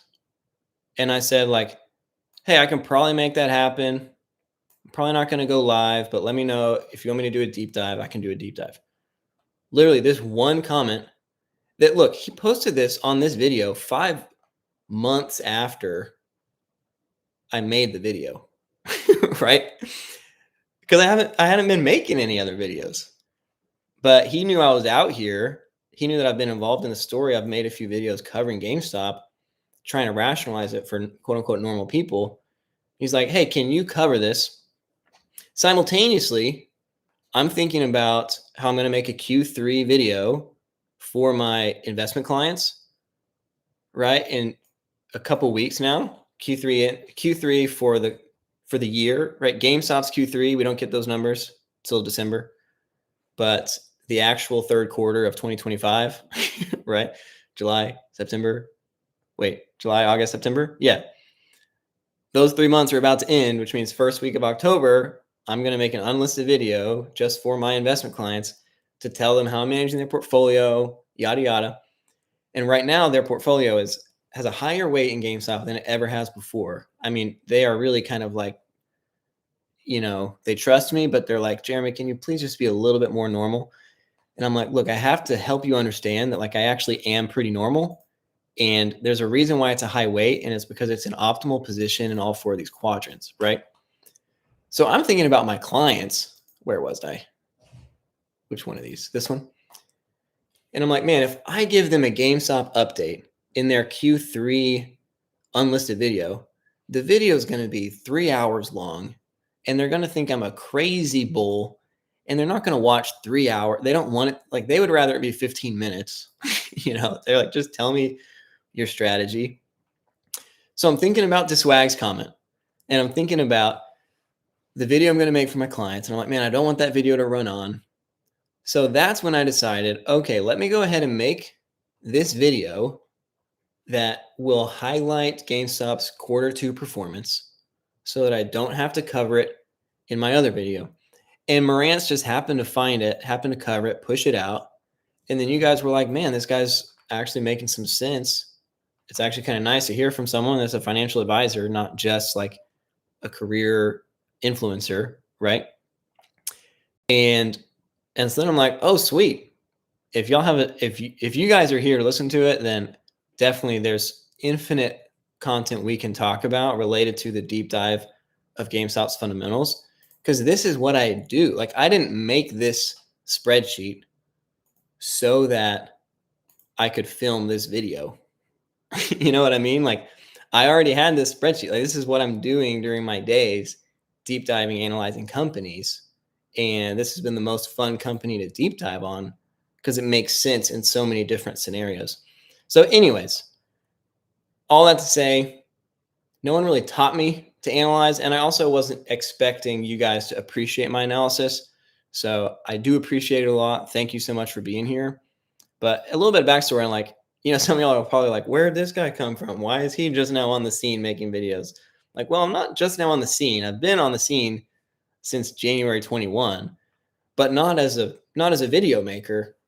Although I have made some, right? You can watch the oldest videos I have on the channel. I'm talking about the stock every now and then, but I didn't want to risk the credibility of my firm by talking too much about GameStop too early on when I was starting my investment firm. But now that I have kind of a critical mass of clients, they've seen the performance of their account over time, while simultaneously GameStop's become such a significant portion of their position. It's really been like a perfect storm of, like, I really need to talk about it more to help my clients see that I'm thinking about these worst case scenarios. And also, I don't need to fear, what if that puts my hedge fund, it's not a hedge fund, but puts my investment fund, my business in jeopardy. I'm like, well, my business has enough traction now to where I don't have to fear, like, oh, what if someone leaves? It's like, yeah, you can leave. It's a bad time to leave. I actually do have a client that's leaving right now. And I'm like, look, you can leave. Okay. I'm not trying to keep you. Like, I don't want you to stay if you don't want to stay, but, like, your account's probably going to go up a lot if you stay, like, I can't guarantee that, but, like, to transfer your assets out September 23rd, right before the warrants come out, right before the holiday push, right before the Richard Newton prophesied whatever Babe Ruth graphics. I'm like, okay, just tell me you won't regret it, and like I'll sleep well as long as you sleep well, you know. So, anyways, that's kind of how I got making these videos. Is hey, now there's people here to listen to it. I'm already thinking about this stuff anyways. I'm already working on these spreadsheets anyways. So now I just have the opportunity to kind of share my work as I do it with you guys. And that's what I'm here to do.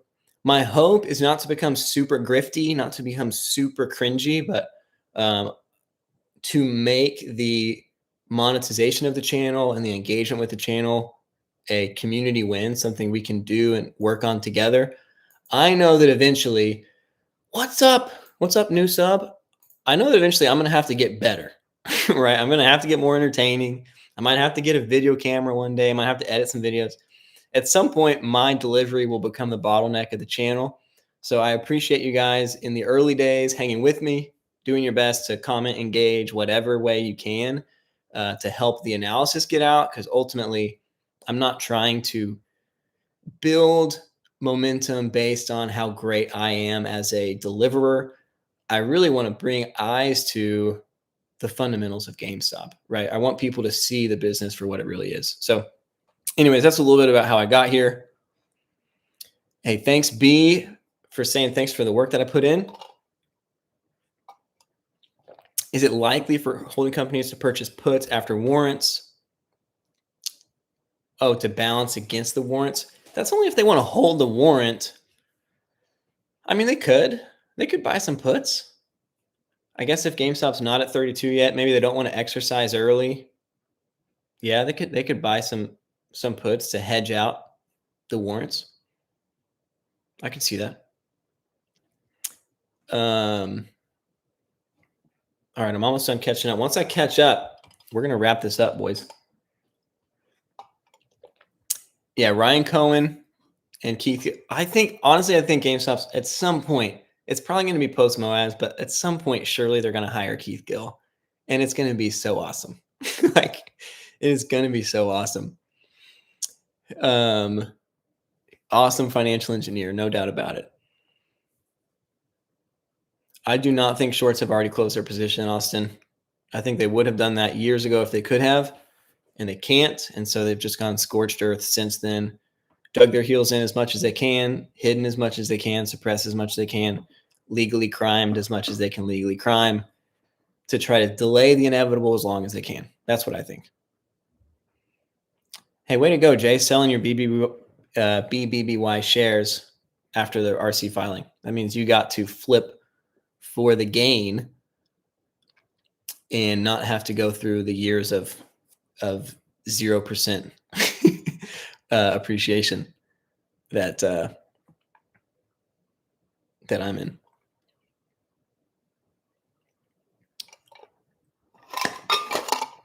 Coffee House says Rance is a grift. Could be. I never talked to the man. I don't know him personally, you know. Everything I said about him and Rich Newton, those are just my guesses. I don't know the guys, but I like them. I root for the community. I root for everyone. I even like, quote unquote, bad people.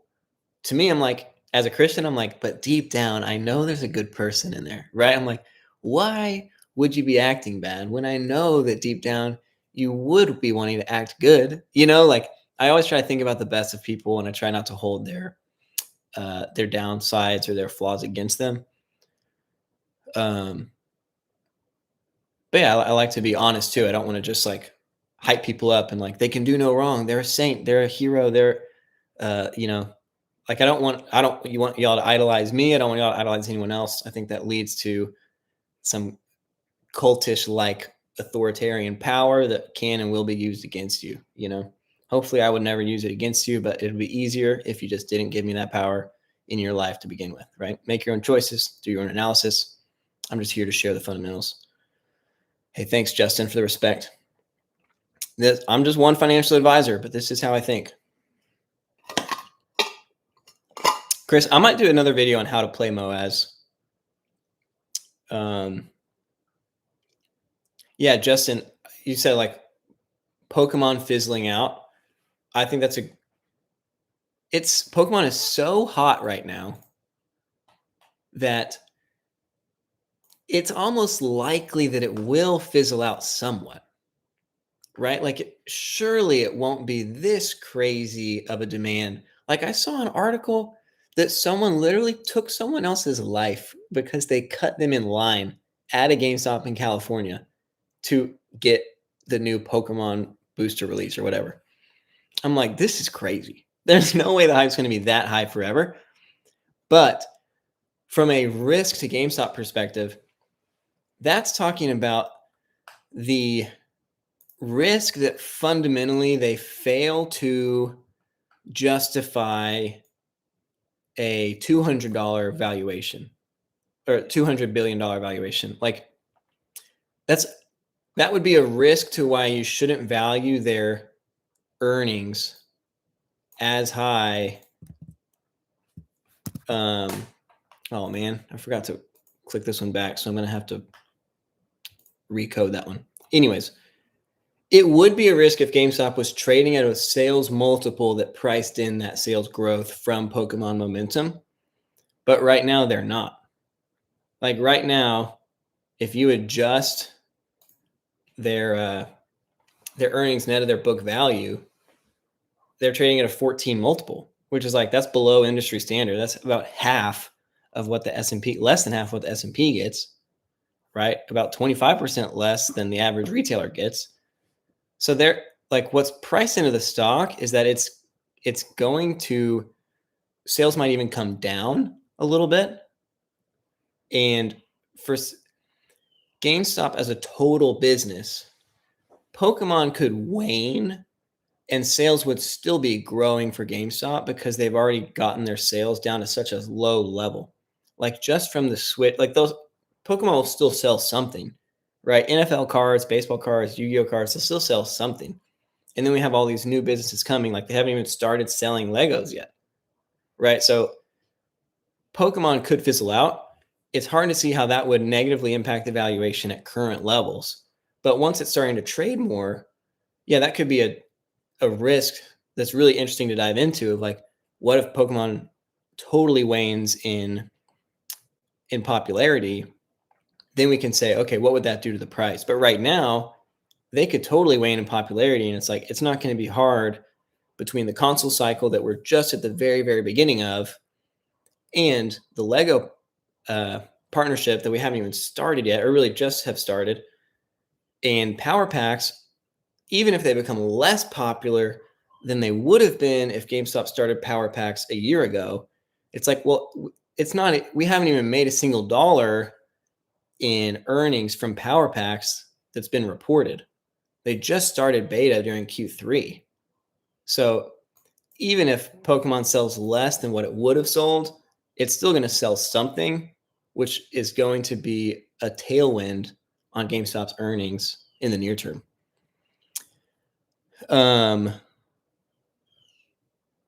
Hey, Jay says Ray Rance is not a grifter. So appreciate that, Jay. And he also says that if I continue to prove myself, that he'll see it. So I appreciate that. Yeah, I mean, obviously, if I was Morantz, I'd be super sussed out. Like, this guy, Jeremy, BudgetForLife, he's been in the middle of nowhere forever, making all sorts of random videos, right? And now all of a sudden he's just making all this content. It's easy to be sussed out by me based on the fact that, like, I haven't been making this content and now I am. And a large reason that it's like, I didn't have an audience for it and now I do. Another reason is GameStop's in a much more exciting position now than they were before. And another reason is my company is in a much stronger position now than it was before. So there's less risk to me to cover it. But ultimately, even if you were weirded out by why am I just now making videos on GameStop, hopefully the analysis is still worth the education, right? I'm not trying to be like, I am the sage who knows everything. That is DFV, you know. I'm just trying to say, hey, let's talk about the fundamentals. Thanks, Trader RW. Thanks for watching the videos. Yeah, definitely agree with you, Narwhal. The stock trading sideways does not line up with what should be. Um, Coffee House says that Rance is not the best guy ever. So hey, some different opinions in Rance. The swag. Hey, sorry, I'm so late to getting your comment, but yeah, bro, seriously, you get a ton of credit for this channel. Like you should get like a crown over your name. Like it really wouldn't be here without that comment, for sure, dude. So thanks for getting me over the hump to actually put some of my research out there because I wasn't about to do that. Um, I want to know what's inside RC's fridge. He said a long time ago that he likes eating fish. Bro, Jay, thanks, dude. He said you're the one that recommended me to Marantz and told everyone to subscribe. Thank you, bro. Thank you so much. Hey, I love the love. I love bridging the gap between different YouTubers and everyone that's positive for the community. And Jay's been a subscriber for over a year. Bro, you're one of the earliest, dude. Over a year back when I had 300 subs. Crazy. Can we pay to get access to the unlisted videos? I need to think about that. They're really not for the masses. Like I just need to make sure like anytime I talk to my clients, I have to like document it all. Like have to whatever. What's it called? Archive. I have to archive all that communication. Any mass communication, even if it's just an email. If I send an email to all my clients, that's considered marketing materials. So right now I'm not interested in like selling my communication with my clients, but I'm also not trying to like make you think there's something there that you wouldn't already get through this stuff. Like those are like the dumbed down, watered down. That's like what I'm doing as their portfolio manager, not necessarily like some type of secret about GameStop that you're not going to get otherwise. You know what I mean? Um, but if anything, one day I might just make them public. But a lot of them are public. A lot of the older ones, I just started flipping them back to private or to unlisted, so that it helps me think about like I just want to talk just to my clients, and my clients can watch these videos too.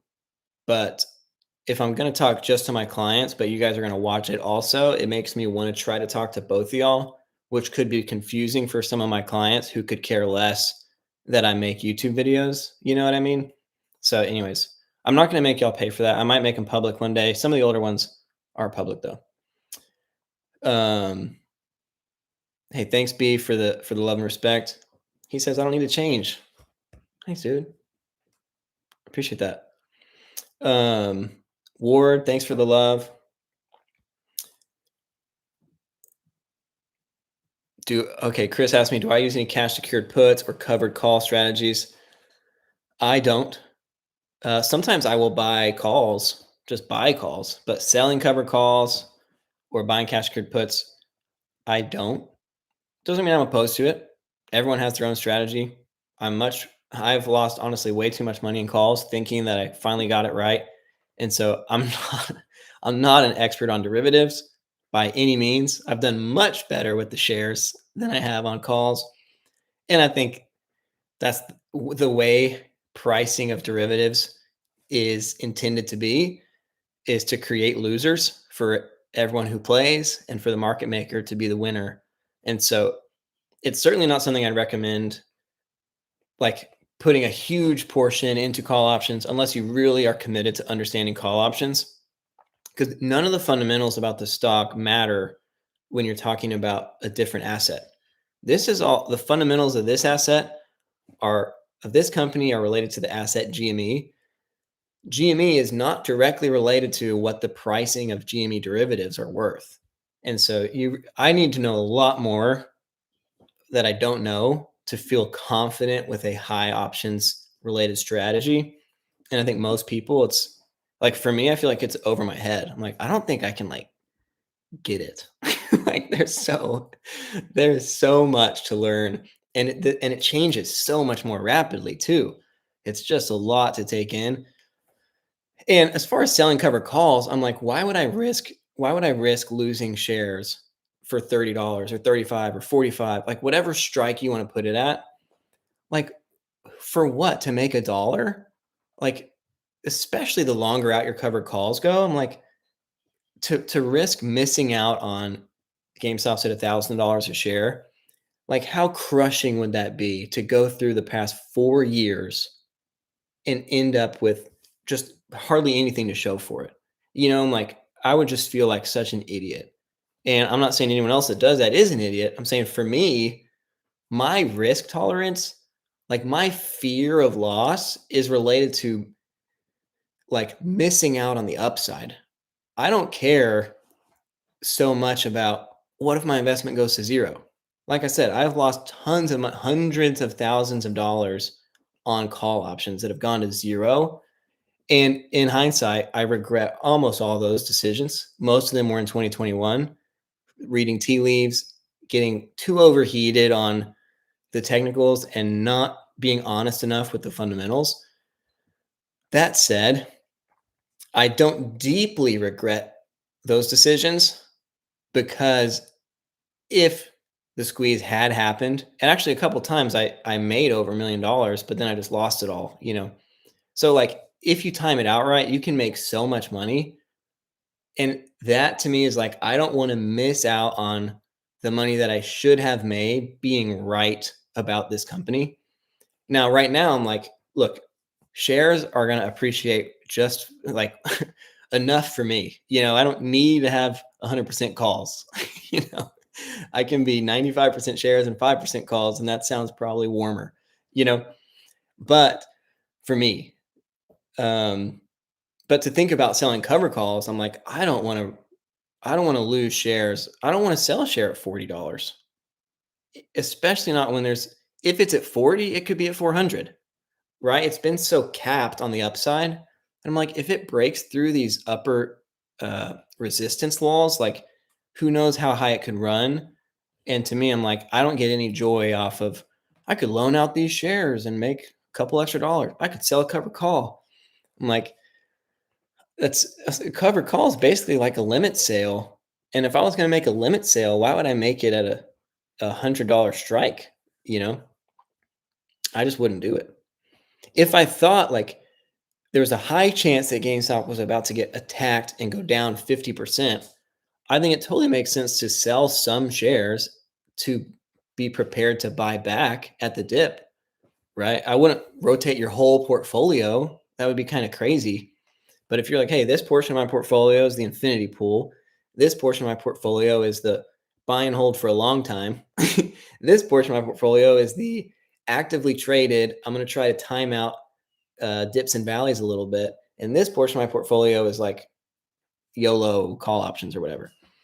In terms of how do you divide out your GameStop investment, to have some portion that's like, hey, like I wish I had sold more at 33 in May because it didn't take a rocket scientist to think GameStop might raise funds again, right? The day they did it, just the earnings before in in April.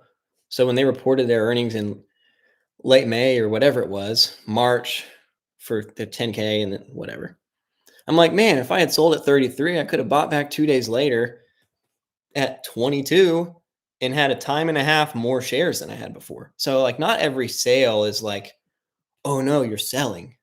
You know what I mean? It's not no decision's permanent. Like you can rotate money. Like for example, some people, I didn't do this, but some people could have said in 2021, I think Moas is going to happen, but I think they're going to kick the can 3 years. I'm going to go all in on Nvidia and Palantir, and then I'm going to dump my gains into GameStop 3 years from now. They risk what if it goes off sooner, but in hindsight, they would have way more shares of GameStop now than if they had just bought and hold. So you just have to respect yourself. You have to do the strategy that makes the most sense for you. But I don't sell cover calls. I don't buy cash secure puts. When I want to buy the stock, I buy the stock.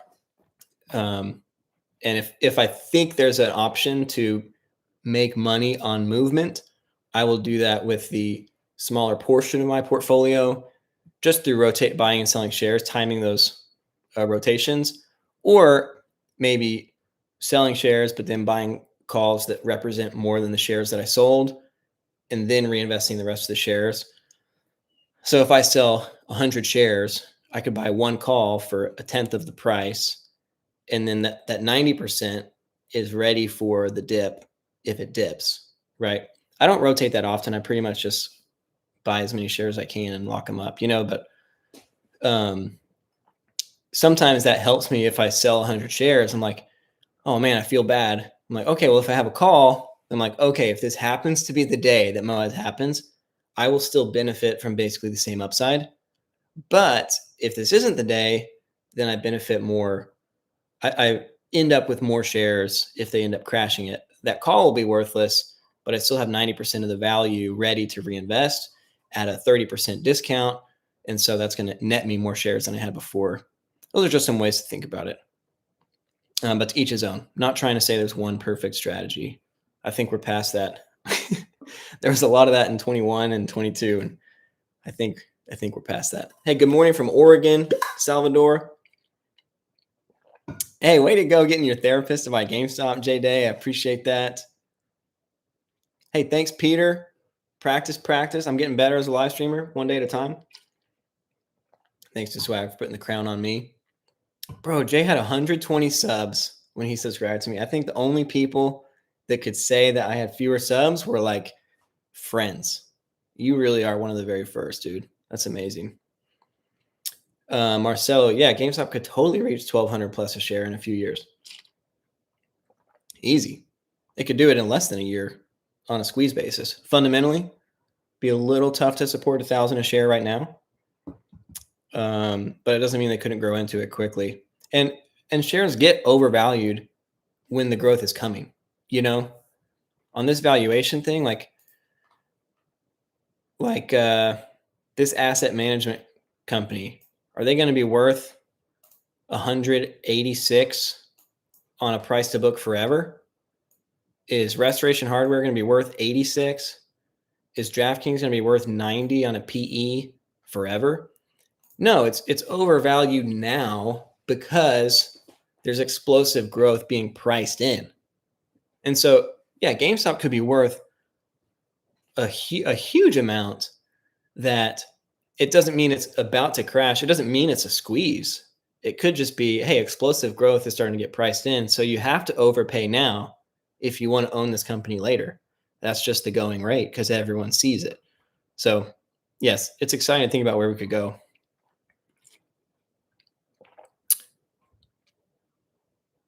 Talking some trading strategy. Thanks, Heinhaus. I appreciate it a bunch.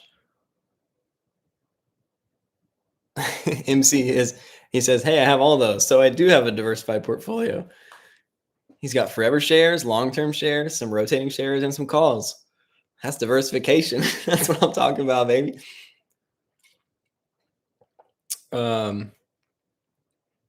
Chris said, yeah, as his position in GameStop grew, he became more comfortable with taking a portion of his portfolio to swing trade because there's still enough shares locked in that he feels comfortable with the upside that he would get, and he doesn't feel a ton of fear about missing out. So that's awesome. It's a great way to think about it. Whereas back when you only had a couple shares, it's like, look, these got to be phone numbers. If it's not a phone number, I'm screwed. You know what I mean? And you could have enough now to where you say, hey, we're actually pretty set. Cover call on the IVs. Counter argument: wouldn't selling the cover calls once IV rises be more profitable? It's possible. Yeah, it's possible. But if I was me, I would just have calls. Like I wouldn't sell a covered call. I would just sell some of my calls, that I already hold and say, okay, if IV spikes, let me just sell these. And then, yeah, you could like say whatever, if GameStop's at $200 a share today, right? Or 50 plus today, for you to sell a cover call and say, well, hey, I bet this squeeze isn't going to last. I bet it's going to come back down. So let me sell a cover call. You could, but again, to me, like eventually one of the squeezes is going to be the real squeeze. You know what I mean? Like, oh, Sachi Rhino, he says, I'm the new DFV, and Bob says, let's not. I'm not DFV, okay? He's goated forever, okay? I've never had to testify before the Supreme Court or whatever he did. You know, like he's a legend and he's got so much money, dude. Like I, I don't know, man, how he's such a Nostradamus. I hope I get to meet him one day. He also ran like a 4-minute mile back in his prime. Like that dude's just been a legend since forever. So, um, but I do appreciate the love, Rhino. And I am honestly like, I am focused on fundamental value like he was also. So I see like that kind of similarity more so than like a Morantz or Richard Newton. I'm really doing something more similar to what he was doing, but I'm not like on his level. I'm not trying to steal any of his valor. Okay. Like he earned everything that he has coming for him. Oh, Bob, you just one up yourself. You're saying I can be greater than DFV. You don't need to compare. Hey, I don't know if that's in the cards, but I do appreciate the respect. What was I just saying though? The cover calls. Yeah, to me, if GameStop crosses over those thresholds, like eventually it's actually going to run. You know, like back in January 21 when it was 300 something a share and then they turned off the buy button, like eventually that type of squeeze that would have kept going, right? We don't know how high it would have gotten, but we know it was going higher. And I'm just like, why? And it was a couple days long. You know, it was like a Monday or whatever that it hit 40 and then the next day it hit 100 and the next day it was going off to several hundred or whatever. You know, I'm like, if it popped today to $50 a share, why am I rushing into covered calls if I think that they can already fundamentally support $120 a share? And that's without the squeeze. If the stock squeezes, that's going to like that's going to impact sales legitimately. Like if GameStop becomes like the stock that broke Wall Street and all of a sudden there's G millionaires everywhere in the world, they're going to start sending GME their money through buying stuff, right? They will become like enshrined forever in history if they achieve the type of MOAS scenario. And so I'm like, if they can already support $120 a share, would I be selling cover calls if they're at 50? I'm like, I don't know. Why would I? Now, if they're at 500 a share and you think they're still only worth 120, then yeah, you could sell some cover calls, but you could also just sell some shares if you think they're not worth what they're worth. You're saying you would make more selling cover calls than just rotating the shares. I think you would make more selling the shares because you have to hold the shares to hold the cover calls. Oh, let's go. We're trying to make another push. Let's do it. But it's really whatever you feel comfortable with. I'm not like anti-cover calls, but like to make whatever. If a share is worth $100, you sell it now, you get $100. Like you get $100 if you sell the share, or let's say 500. Okay, you should get $500 if you sell one share that's worth $500. If you sell a cover call, what are you going to make? You're going to make $50. You're going to make $100. Whatever you get in profit, but then you still have to hold the share before you can close the call. And what if it goes higher? If the stock keeps running, well, now you feel dumb because your covered call is way underwater. So to close that call, you really are probably going to lose the share. You won't really be able to close it. But if the stock crashes, and let's say you get to keep all the premium from the covered call, then I'm like, well, if it goes from 500 to 200, well, you could have had $500 if you just sold the share, and then you could have reinvested that at 200, and now you have 2.5 shares. But instead, you have $200 from your share plus the $100 that you made from the covered call. So now you only have $300 instead of $500. I think you would make more just selling whatever amount of shares that you would want to sell a covered call against. For me, I would just want to sell those shares. But I'm going to be one of the last people to sell any of my shares for sure. And these channel shares are 100% Infinity Pool shares. So this is not a way for me to personally like buy myself a Rolex or something. I'm here for the long run for sure. All right. Whoo! Some good stuff, guys. Some good stuff. I'm gonna call it here because hey, probably 2 hours and 10 minutes is about the right amount of time for me to have a live stream. Dominic, great question. You know, I'm not the option specialist. I'm not going to try to tell you to do it or not to do it. I'm just saying for me, that's kind of where I am with my personal lack of expertise on options. So let's see if I can I guess I just click this in stream. Hey, if you appreciated this, share it out. I appreciate it. Again, thank y'all so much for the channel support. It's a little bit about my background. Oh, check it out. 5 more subs. Y'all crushing it out there. Great job. If anyone ends up buying any of these things, so these wallets I fulfill myself, all this stuff is like this website just makes it. So I don't make much on any of this. It's just like to spread the love, spread the merch. But that said, let me know about how the quality is. If you ever, if you do get one of these, I want to get all of these for myself. But I'm not trying to drop the whole whatever I'd have to pay to get all of it right now. I will eventually. All that to say, let me know how quality is, and if you get something and you're like, man, this actually sucks, like, please let me know, because I would love to take that off or see if I can talk to this company and how to get a better quality product. But like the shirt, like I tried to pick their best quality shirt they make, and same with like the hat and the tumbler. Like I want to get stuff that's actually like kind of cool, but I don't control the shipping fulfillment on these. I haven't tried these yet personally. So if you do, let me know how it goes. Would love to hear from you. All right. That's enough for this one. Thank you so much again. I'll see y'all in the next one.